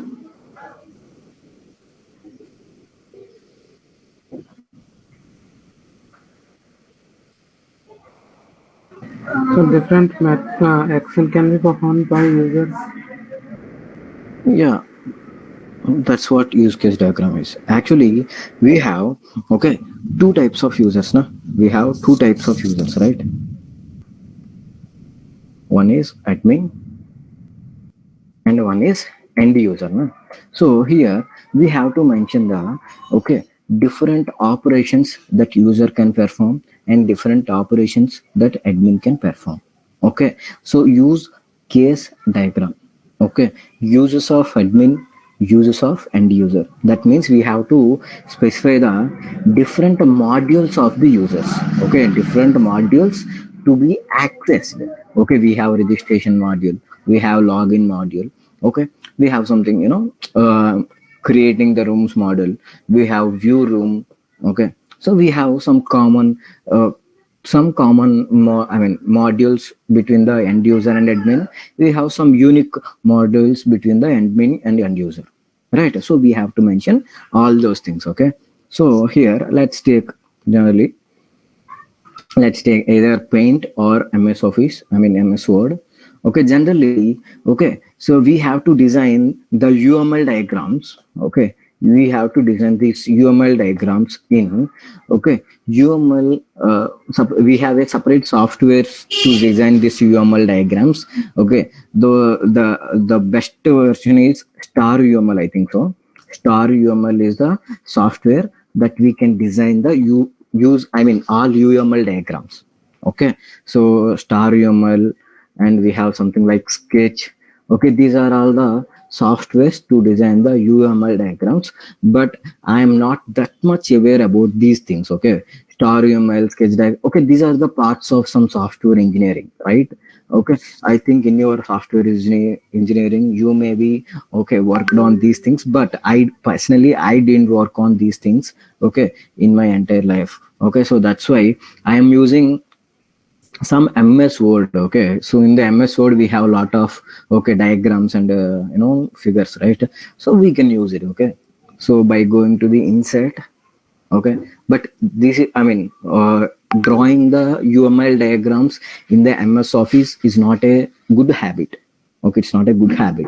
You have to design the uml diagrams in the star uml. I think I have the star uml software. I'll show it to you in the Google. Okay, star uml.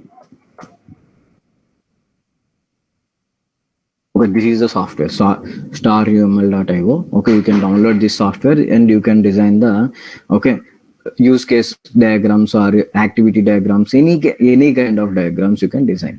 Okay, so I'll show you.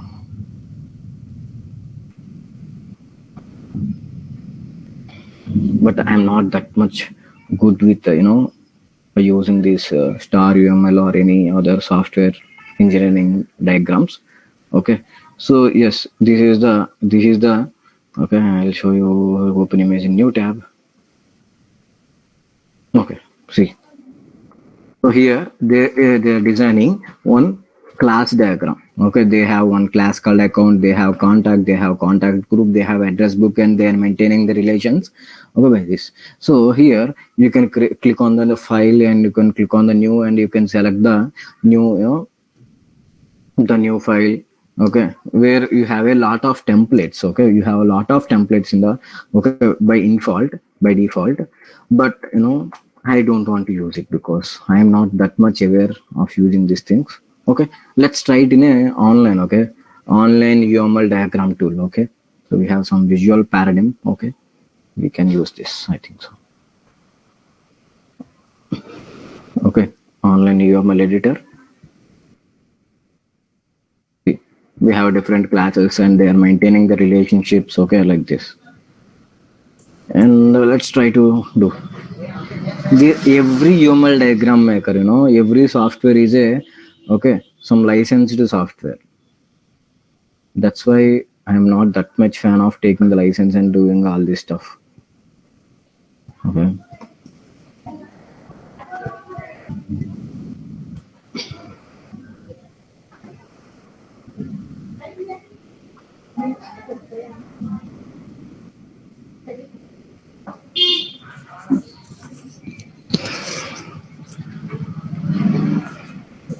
I think I'm trying this for first time. Okay, if it is a free, we can use, or if it has some license, then we can avoid this. Okay. Create new. Actually, we need a use case diagram. No? Use case diagram. Okay, click on the use case diagram. Okay, visual paradigm. Okay, visual paradigm in software. They have a lot of new UI.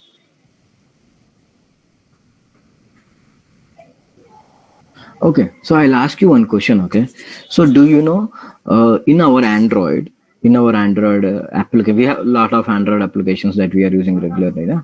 So which Android app has the greatest UI? Okay, greatest user interface. Do you know? So which is the best user interface that you have seen in the Android app? Which app?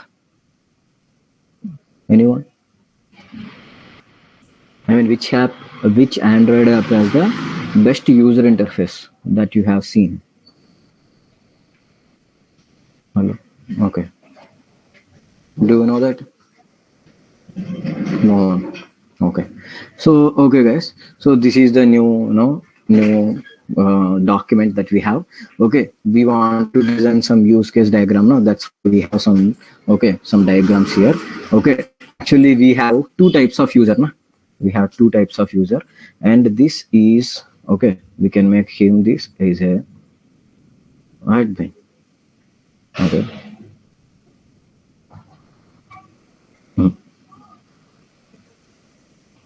Okay.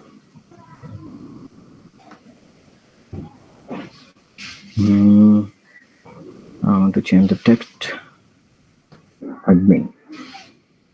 He is the admin. And I want another user also. And okay, so he is the end user. Okay, so make him user.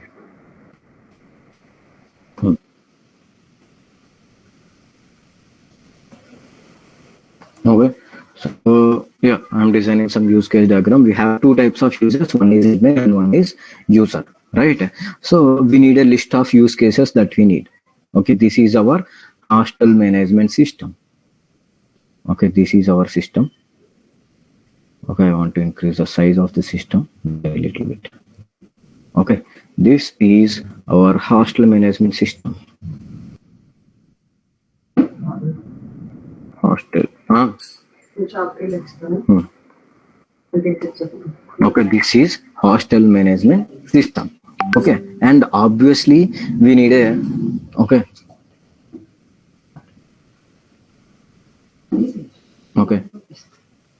so we need different modules we have.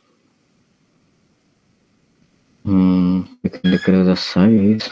Okay, so Sir, your screen is paused, I think.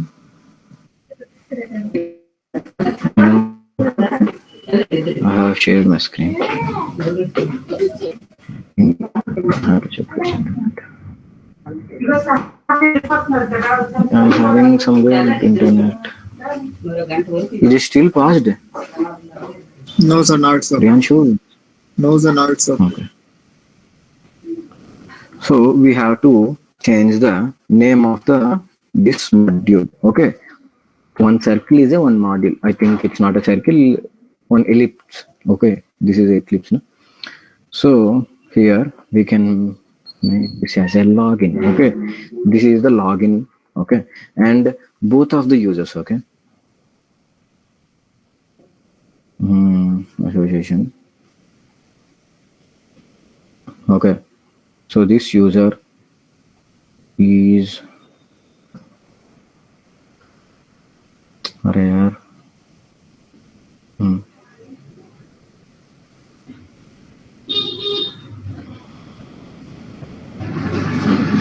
okay. Okay, so admin is associated with login, and also user is also associated with login, right?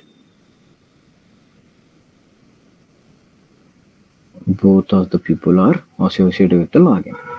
Okay, and I'm adding some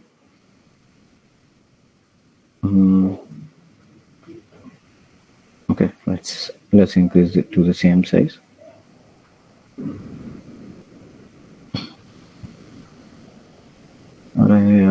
Come on. Okay.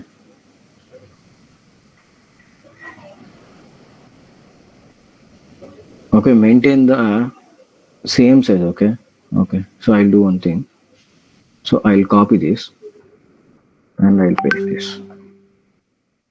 Okay. Because we need to maintain in a same size, no? And here we can change the name of the text to, and this module is the create room module.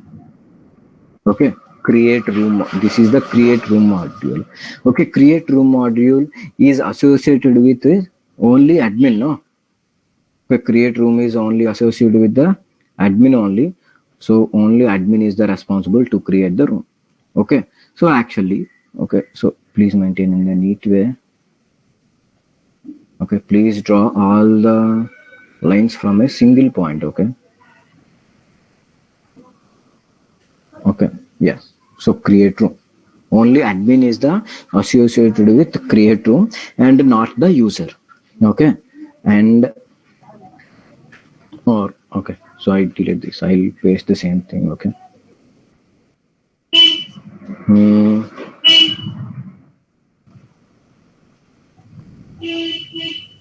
Okay. So here we can write something like, view room. View room is the view room is the associated with both admin and user. Admin can view the room, and also the user also can view the room, right? So here we can draw something like this.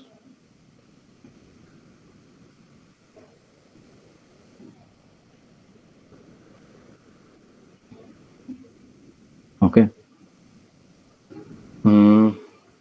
You have to create all the modules, okay, like this. Mention some modules, some important modules of the project.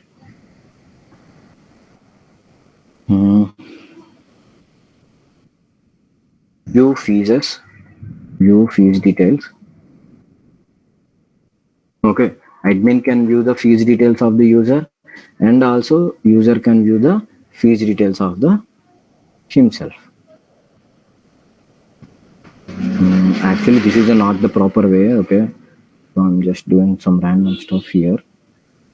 Okay, but please maintain in a one proper order. Okay, see, this is not the proper order to maintain. Okay, so we have to maintain all the lines from the single source. Okay, single point. Okay, this is the way. And user can view the fees also. Admin can view the fee. User also can view the fee. Here.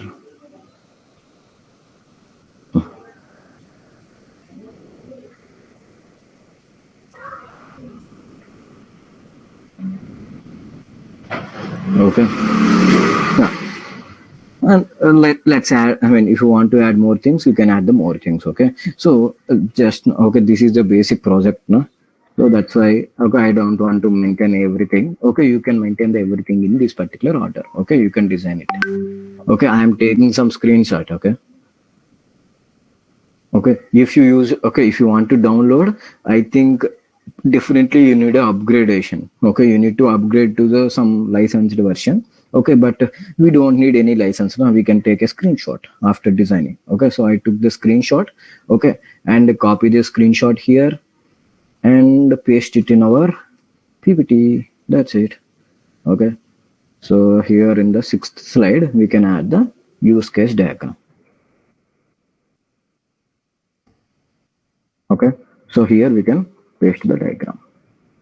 This is our use case diagram. See how cool it is, no? Yeah. And the next one is implementation. Okay, we need to add the implementation. So here, okay, so let's add the screenshots of the coding. Okay. So actually, I want to add the screenshots of the login thing. Okay, because in the login only. Okay, so we are redirecting the. Okay.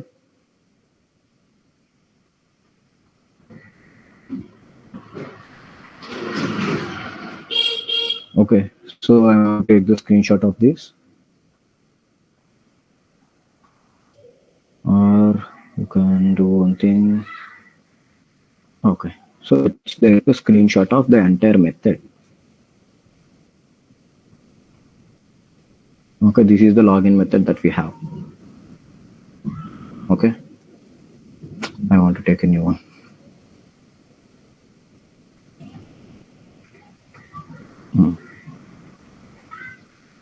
You can use the snipping tool. Snipping tool is the default tool for any Windows operating system. Remember, okay, this is the one, and copy this and make it as an implementation.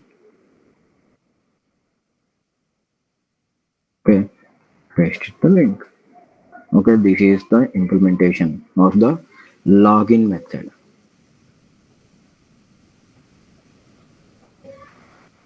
Okay, so let's add a caption for this image also. Captions is very important. Okay, there is a caption. Hey.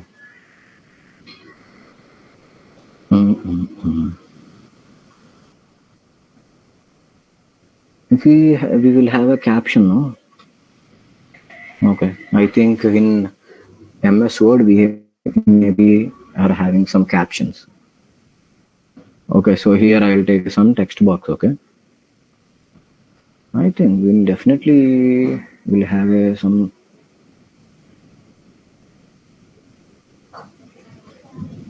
Okay, so I opened one text box. Okay, in the text box I can print something. Login method implementation. So make it as a figure 2. This is the figure 2, right? Figure 2 is login method implementation. Okay, this is the caption for the image. Okay, so figure 2 login method implementation. Okay, so just add two or three screens. Okay, so you can add the user dashboard, you can add the admin dashboard as well. Okay, let's add at least 2 to 3 screenshots. Okay, let's add 2 to 3 screenshots of the implementation. I mean coding part. Okay, coding part. And coming to the, so this is a basic thing. Okay, so I'll directly go to the testing part. Okay, so testing, you can go for the testing. So here in this testing, okay, so we use, just mention some basic basic description about your testing part. Okay, we used JUnit 5 for test our application. Okay, in unit testing. Okay, or we performed unit testing. Okay, we performed unit testing for our application by using, we performed unit testing for our application by using something like JUnit 5.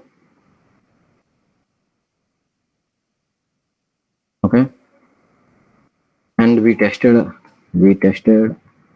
every method. So Sandeep, we can add here. Okay. So your point we can add here. We tested every method with two test cases. Okay. Two test cases. One with positive values, one with negative values. Yes. Okay. Our application passed every test case. Our application passed every test case. Okay. So obviously we passed every test case, no?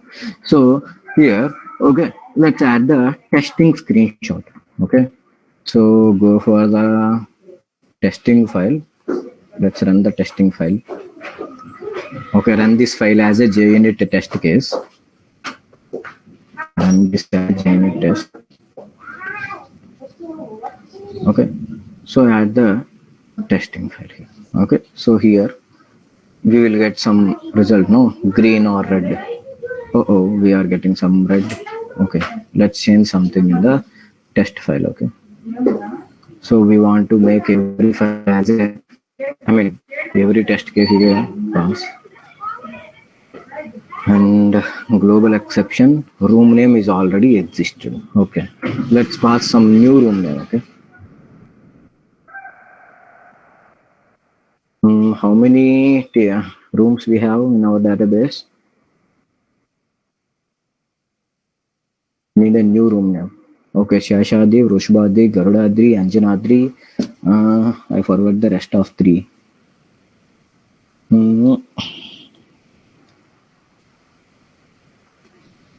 The 7 hills of Tirumala Tirupati.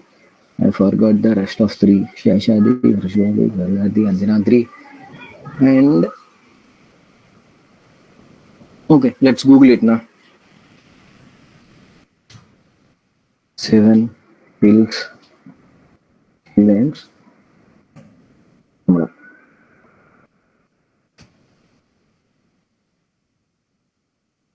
Garudadri, Anjanadri, Vrushbadi, Narayanadri, Venkatadri. Okay. Okay. Let's create a new room as a Narayanadri in our application.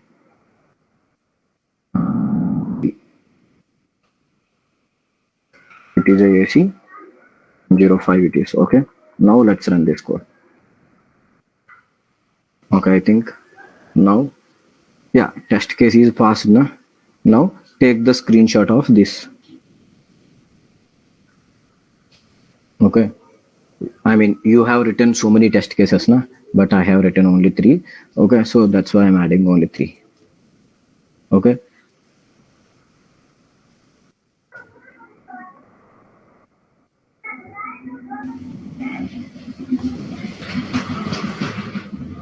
Okay, this is the testing part. Okay, we added the testing part also. Okay, so don't disable any test case. Okay, don't disable any test case while testing your, while adding the screenshot. Okay, actually here you can see the status. Okay, 3 test cases, 2 skipped because 2 test cases are disabled by me. Okay, but don't do this. Okay, so you can take the perfect output of your test cases. And now you can take the screenshots of your application. Okay, so the last one is output screens now. So here we can take the screenshots, output screens. Okay, so here we can add some output of our application. Okay, actually we need to run this file. Okay,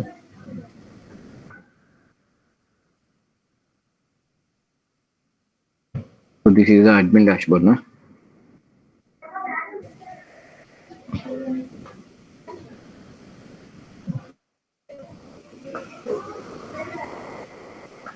Okay, actually no. So you can take 2 screenshots and you can add the 2 screenshots. Okay, this is one.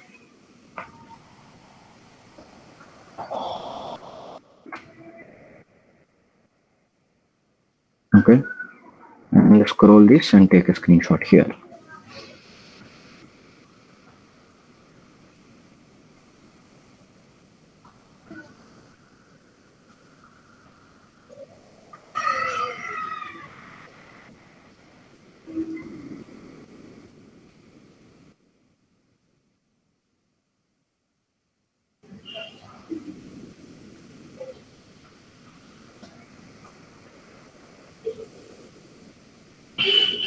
Okay, so these are the two screenshots. We can add this. Okay, see.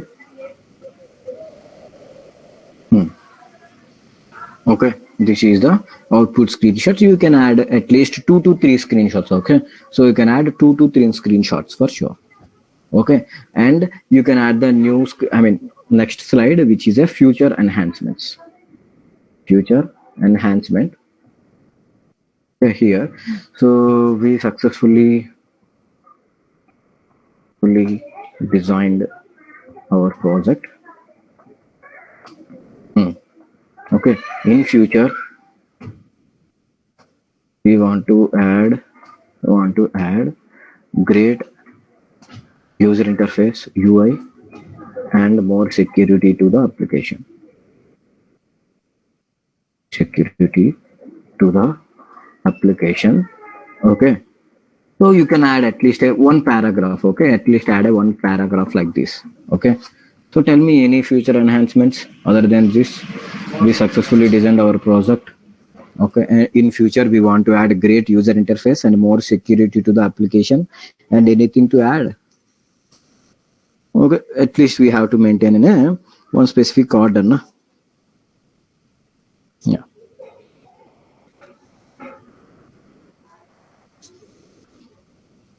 Okay, so you can write one paragraph at least in the future enhancements. Okay, and you can click on the new again.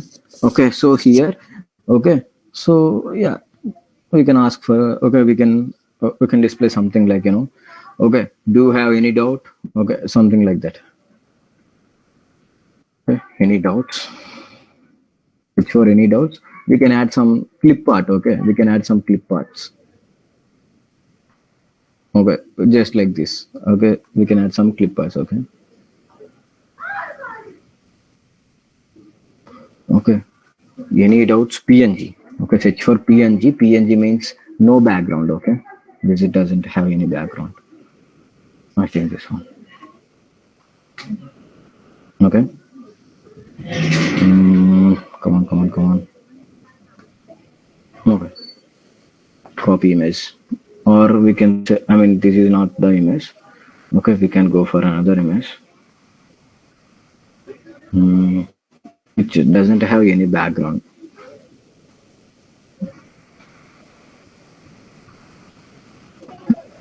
I think this also has some background.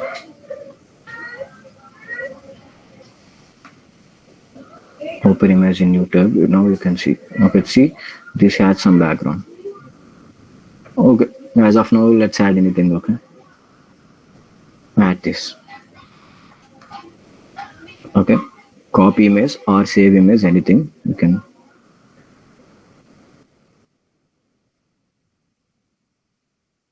Contacting some server information. It is connecting to the internet to download the image, or we can download it.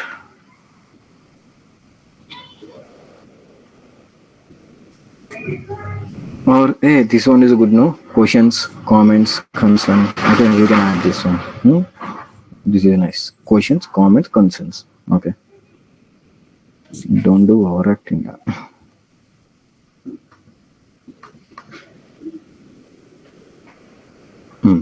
So we can copy this image and we can paste it in our PPT. Okay. If you have any doubts, you can ask us. Okay.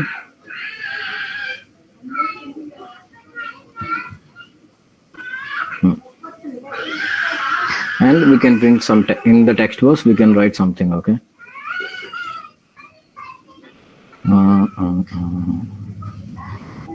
Thank you.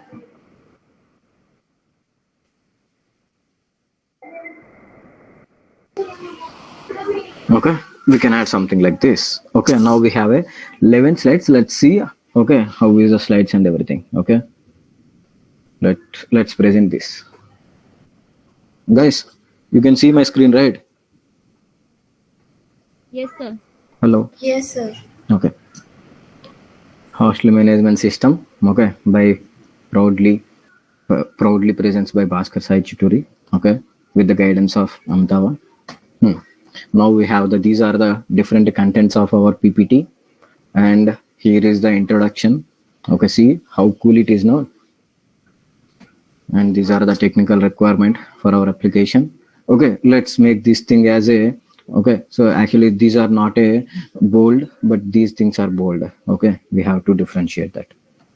And the proposed approach, this is our proposed approach, and this is our use case diagram. Okay, you can design the use case diagram in a neatly.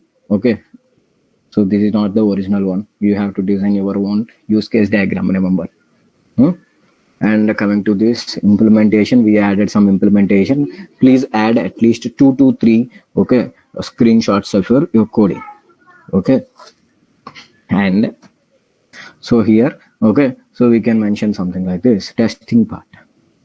Okay, and these are the output screens, and okay, future enhancements. Okay, you can write at least one paragraph about the future enhancements.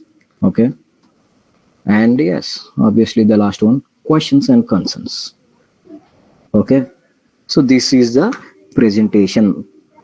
Okay, I think it's a good one. No, let's save this. Okay, if you want to add some some styles to your application, okay, some slideshow, some style, some animations to your app. Okay, let's add some animations. No, okay, so we can add some animations to this thing.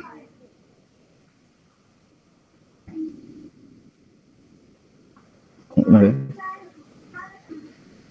Here we have so many animations.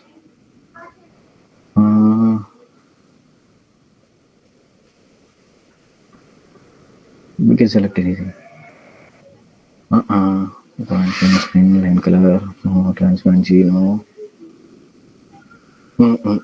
Okay.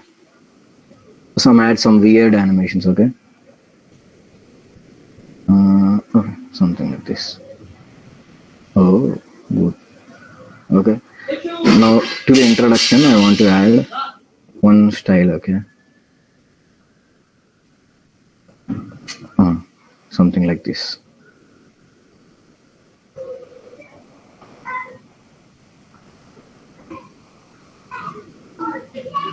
Okay, so actually, please add some cool animations only. Okay, let's see how it will be.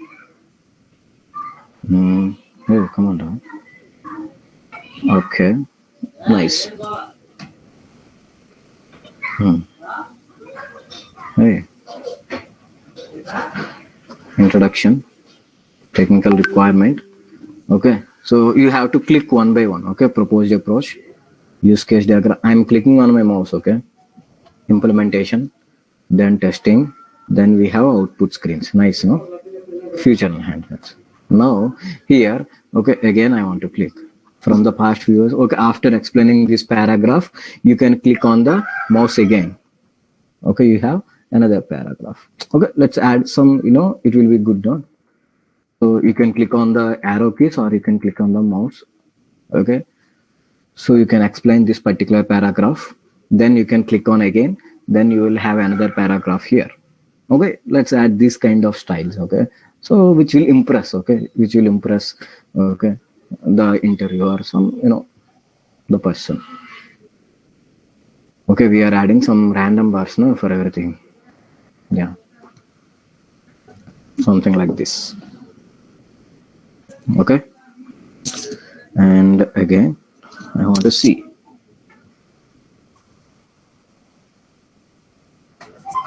No, okay, these are all the contents.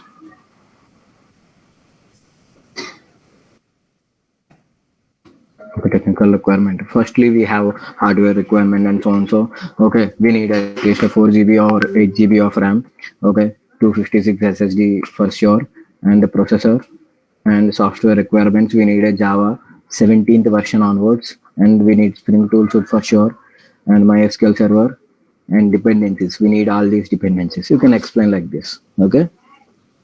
This will be good. Okay, let's add some presentation. I mean, some styles. Okay, I used random bars in the animation. Okay, and I'm saving this PPT, hostel management PPT. I'm saving this in the desktop and save.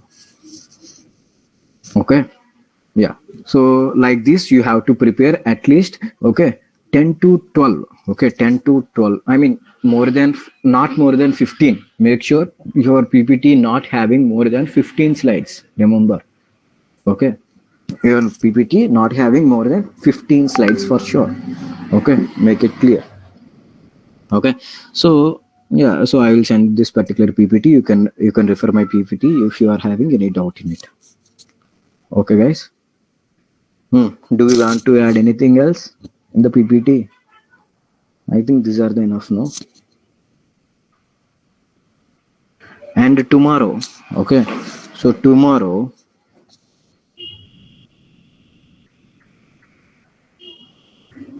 tomorrow you will definitely have a presentation. So you have to present your project for sure. Remember, everybody has to present. Tomorrow there is no class, only for presentations. Okay. So first of all, okay, you have to explain the PPT that designed by you. Now you have to explain the after completion of the PPT. Okay, for the 5 minutes, you have to explain the entire project. Okay, you have to explain the entire project. That means this is the login, this is the how. Okay, so you can explain the outputs that we are getting. You can show the demo. Okay, you can show the demo after explaining the PPT and everything. Okay. So every person will have 15 minutes of time.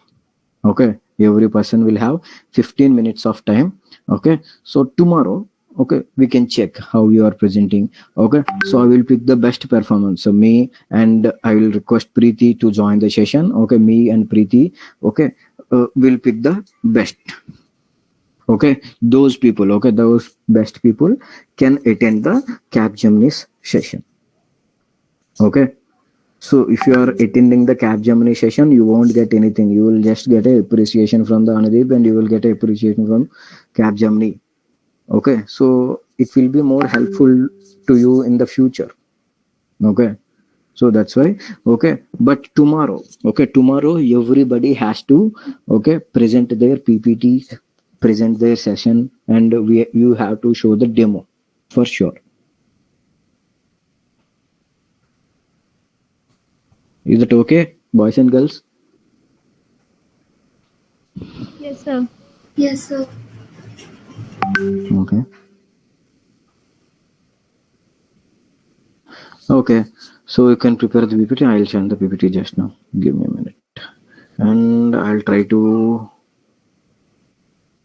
Okay. So I'll call Preeti. Okay.